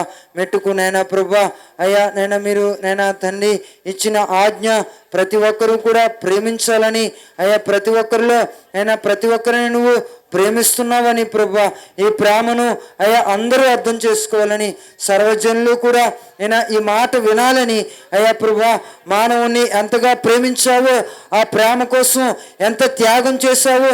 మనుషుల ప్రేమలో స్వార్థం ఉంటుంది, మనుషుల ప్రేమలో సంకుచిత స్వభావాలు ఉంటాయి. కానీ ప్రభువా నీ ప్రేమ ఏ భేదము లేదు. ఏ మనిషినైనా, ఏ వ్యక్తినైనా, ఏ రాష్ట్రం వారినైనా, ఏ దేశం వారినైనా, ఏ ప్రాంతానికి చెందిన వారైనా, ఏ కులానికి చెందిన వాడినైనా, ఏ మతానికి చెందిన వారైనా, యావత్ భూమి మీద ఉన్నటువంటి ప్రతి మనిషిని ప్రభువా ఏకంగా ఒకే రీతిలో ప్రేమిస్తున్నావని ప్రభువా ఈ రాత్రి నైనా మీరు మాట్లాడారు నాయనా. నీ కొందనాలు. ప్రాముఖ్యంగా ఈ గ్రామ ప్రజలను ఎంతగా ప్రేమిస్తున్నావో అయ్యా, నీ ప్రేమ ఎలాంటిదో ప్రేమించడం కొరకు నువ్వు ఏం చేస్తావో, మనిషిని ప్రేమించి ఏ త్యాగమైతే చేస్తావో ఆ త్యాగాన్ని మానవులందరూ కూడా అర్థం చేసుకోవడానికి సహాయం చేయండి అయ్యా. అలాగే నువ్వు త్రిత్వమైన దేవుడు అని, త్రిత్వంలో ఏకత్వమైన దేవుడు అని ప్రభా, మనిషి కూడా 3 భాగాలే ఉన్నాడని, ప్రతిదీ కూడా నేను ప్రభా కాలం కూడా 3 భాగాలని, రోజులు కూడా 3 భాగాలుగా విభజించబడ్డాయని ప్రభా, ఎన్నో విషయాలు ప్రభా ఈ ప్రాంత ప్రజలకు అర్థమయ్యే రీతిలో మీరు మాట్లాడారు నైనా. నీ కొందనాలు. ఈ మాటలు ఎందరైతే ఉన్నారో నీ ప్రేమను తీసుకుని అయ్యా మదర్ తెరీసా ఈ రకమైన ప్రభా నేను మా యొక్క దేశానికి వచ్చి అయ్యా ఏ విధంగా పరిచర్య అందించిందో అయ్యా ప్రభా, దాన్ని కూడా మా ఎదుట పెట్టారు అయ్యా. నీకు వందనాలు. అలాగే విలియం కేరీ అయ్యా ప్రభా, ఈ ప్రపంచంలో అయ్యా ప్రభా ఈ యొక్క మా దేశంలో లేనటువంటి వాటిని ఎన్నో అయ్యా ప్రభా సృష్టించి ఎన్నో వాటిని అందజేసి నేటికి కూడా వారు చిరస్థాయిగా మనుషుల హృదయాల్లో అయ్యా ప్రభు దేవుని ప్రేమను నిలిచిపోయేటట్లుగా వారు చేస్తున్నటువంటి కార్యాలన్నింటినీ కూడా జ్ఞప్తికి తేవడానికి మీరు సహాయం చేశారు. అందుని బట్టి నీకు వందనాలు ప్రభు. అయ్యా ప్రాముఖ్యంగా ఈ గ్రామ ప్రజలను ఎంతగా ప్రేమిస్తున్నారు, విరివిగా అనేక సార్లు ఈ ప్రాంతానికి ఎందుకు సువార్త అందిస్తున్నారు నైనా ప్రభు, నీ రాకడ సమీపంలో ఉందని, నువ్వు త్వరగా రాబోతున్నావని అయ్యా నీ వైపు చూచి రక్షణ పొందాలని, ఎందుకంటే దేవుడిని నేనే అన్నావు ప్రభు, మరి ఏ దేవుడు లేడు అన్నావు ప్రభు. యేసు ఉన్నతమైన నామంలో ప్రార్థించి వేడుకుంటున్నాను మా పరమ తండ్రి, ఆమేన్.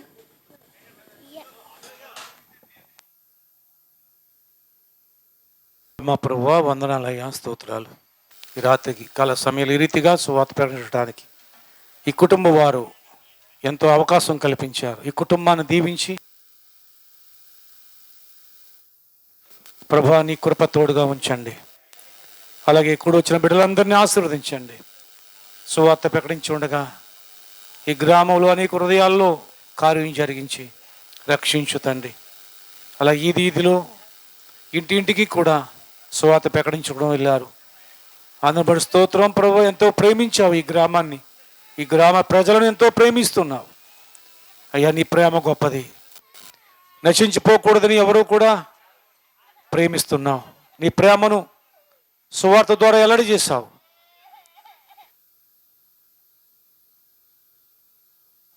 ప్రభువా ఈ శ్వాసముతో నీ మాటలు తీసుకుని అంగీకరించి ఒక ఆత్మైన రక్షణ పొందినట్లు రక్షణ కార్యం జరిగించండి. రాత్రి కాలం సిద్ధపరిచినట్టు అల్పాహారమును కూడా దీవించునైనా.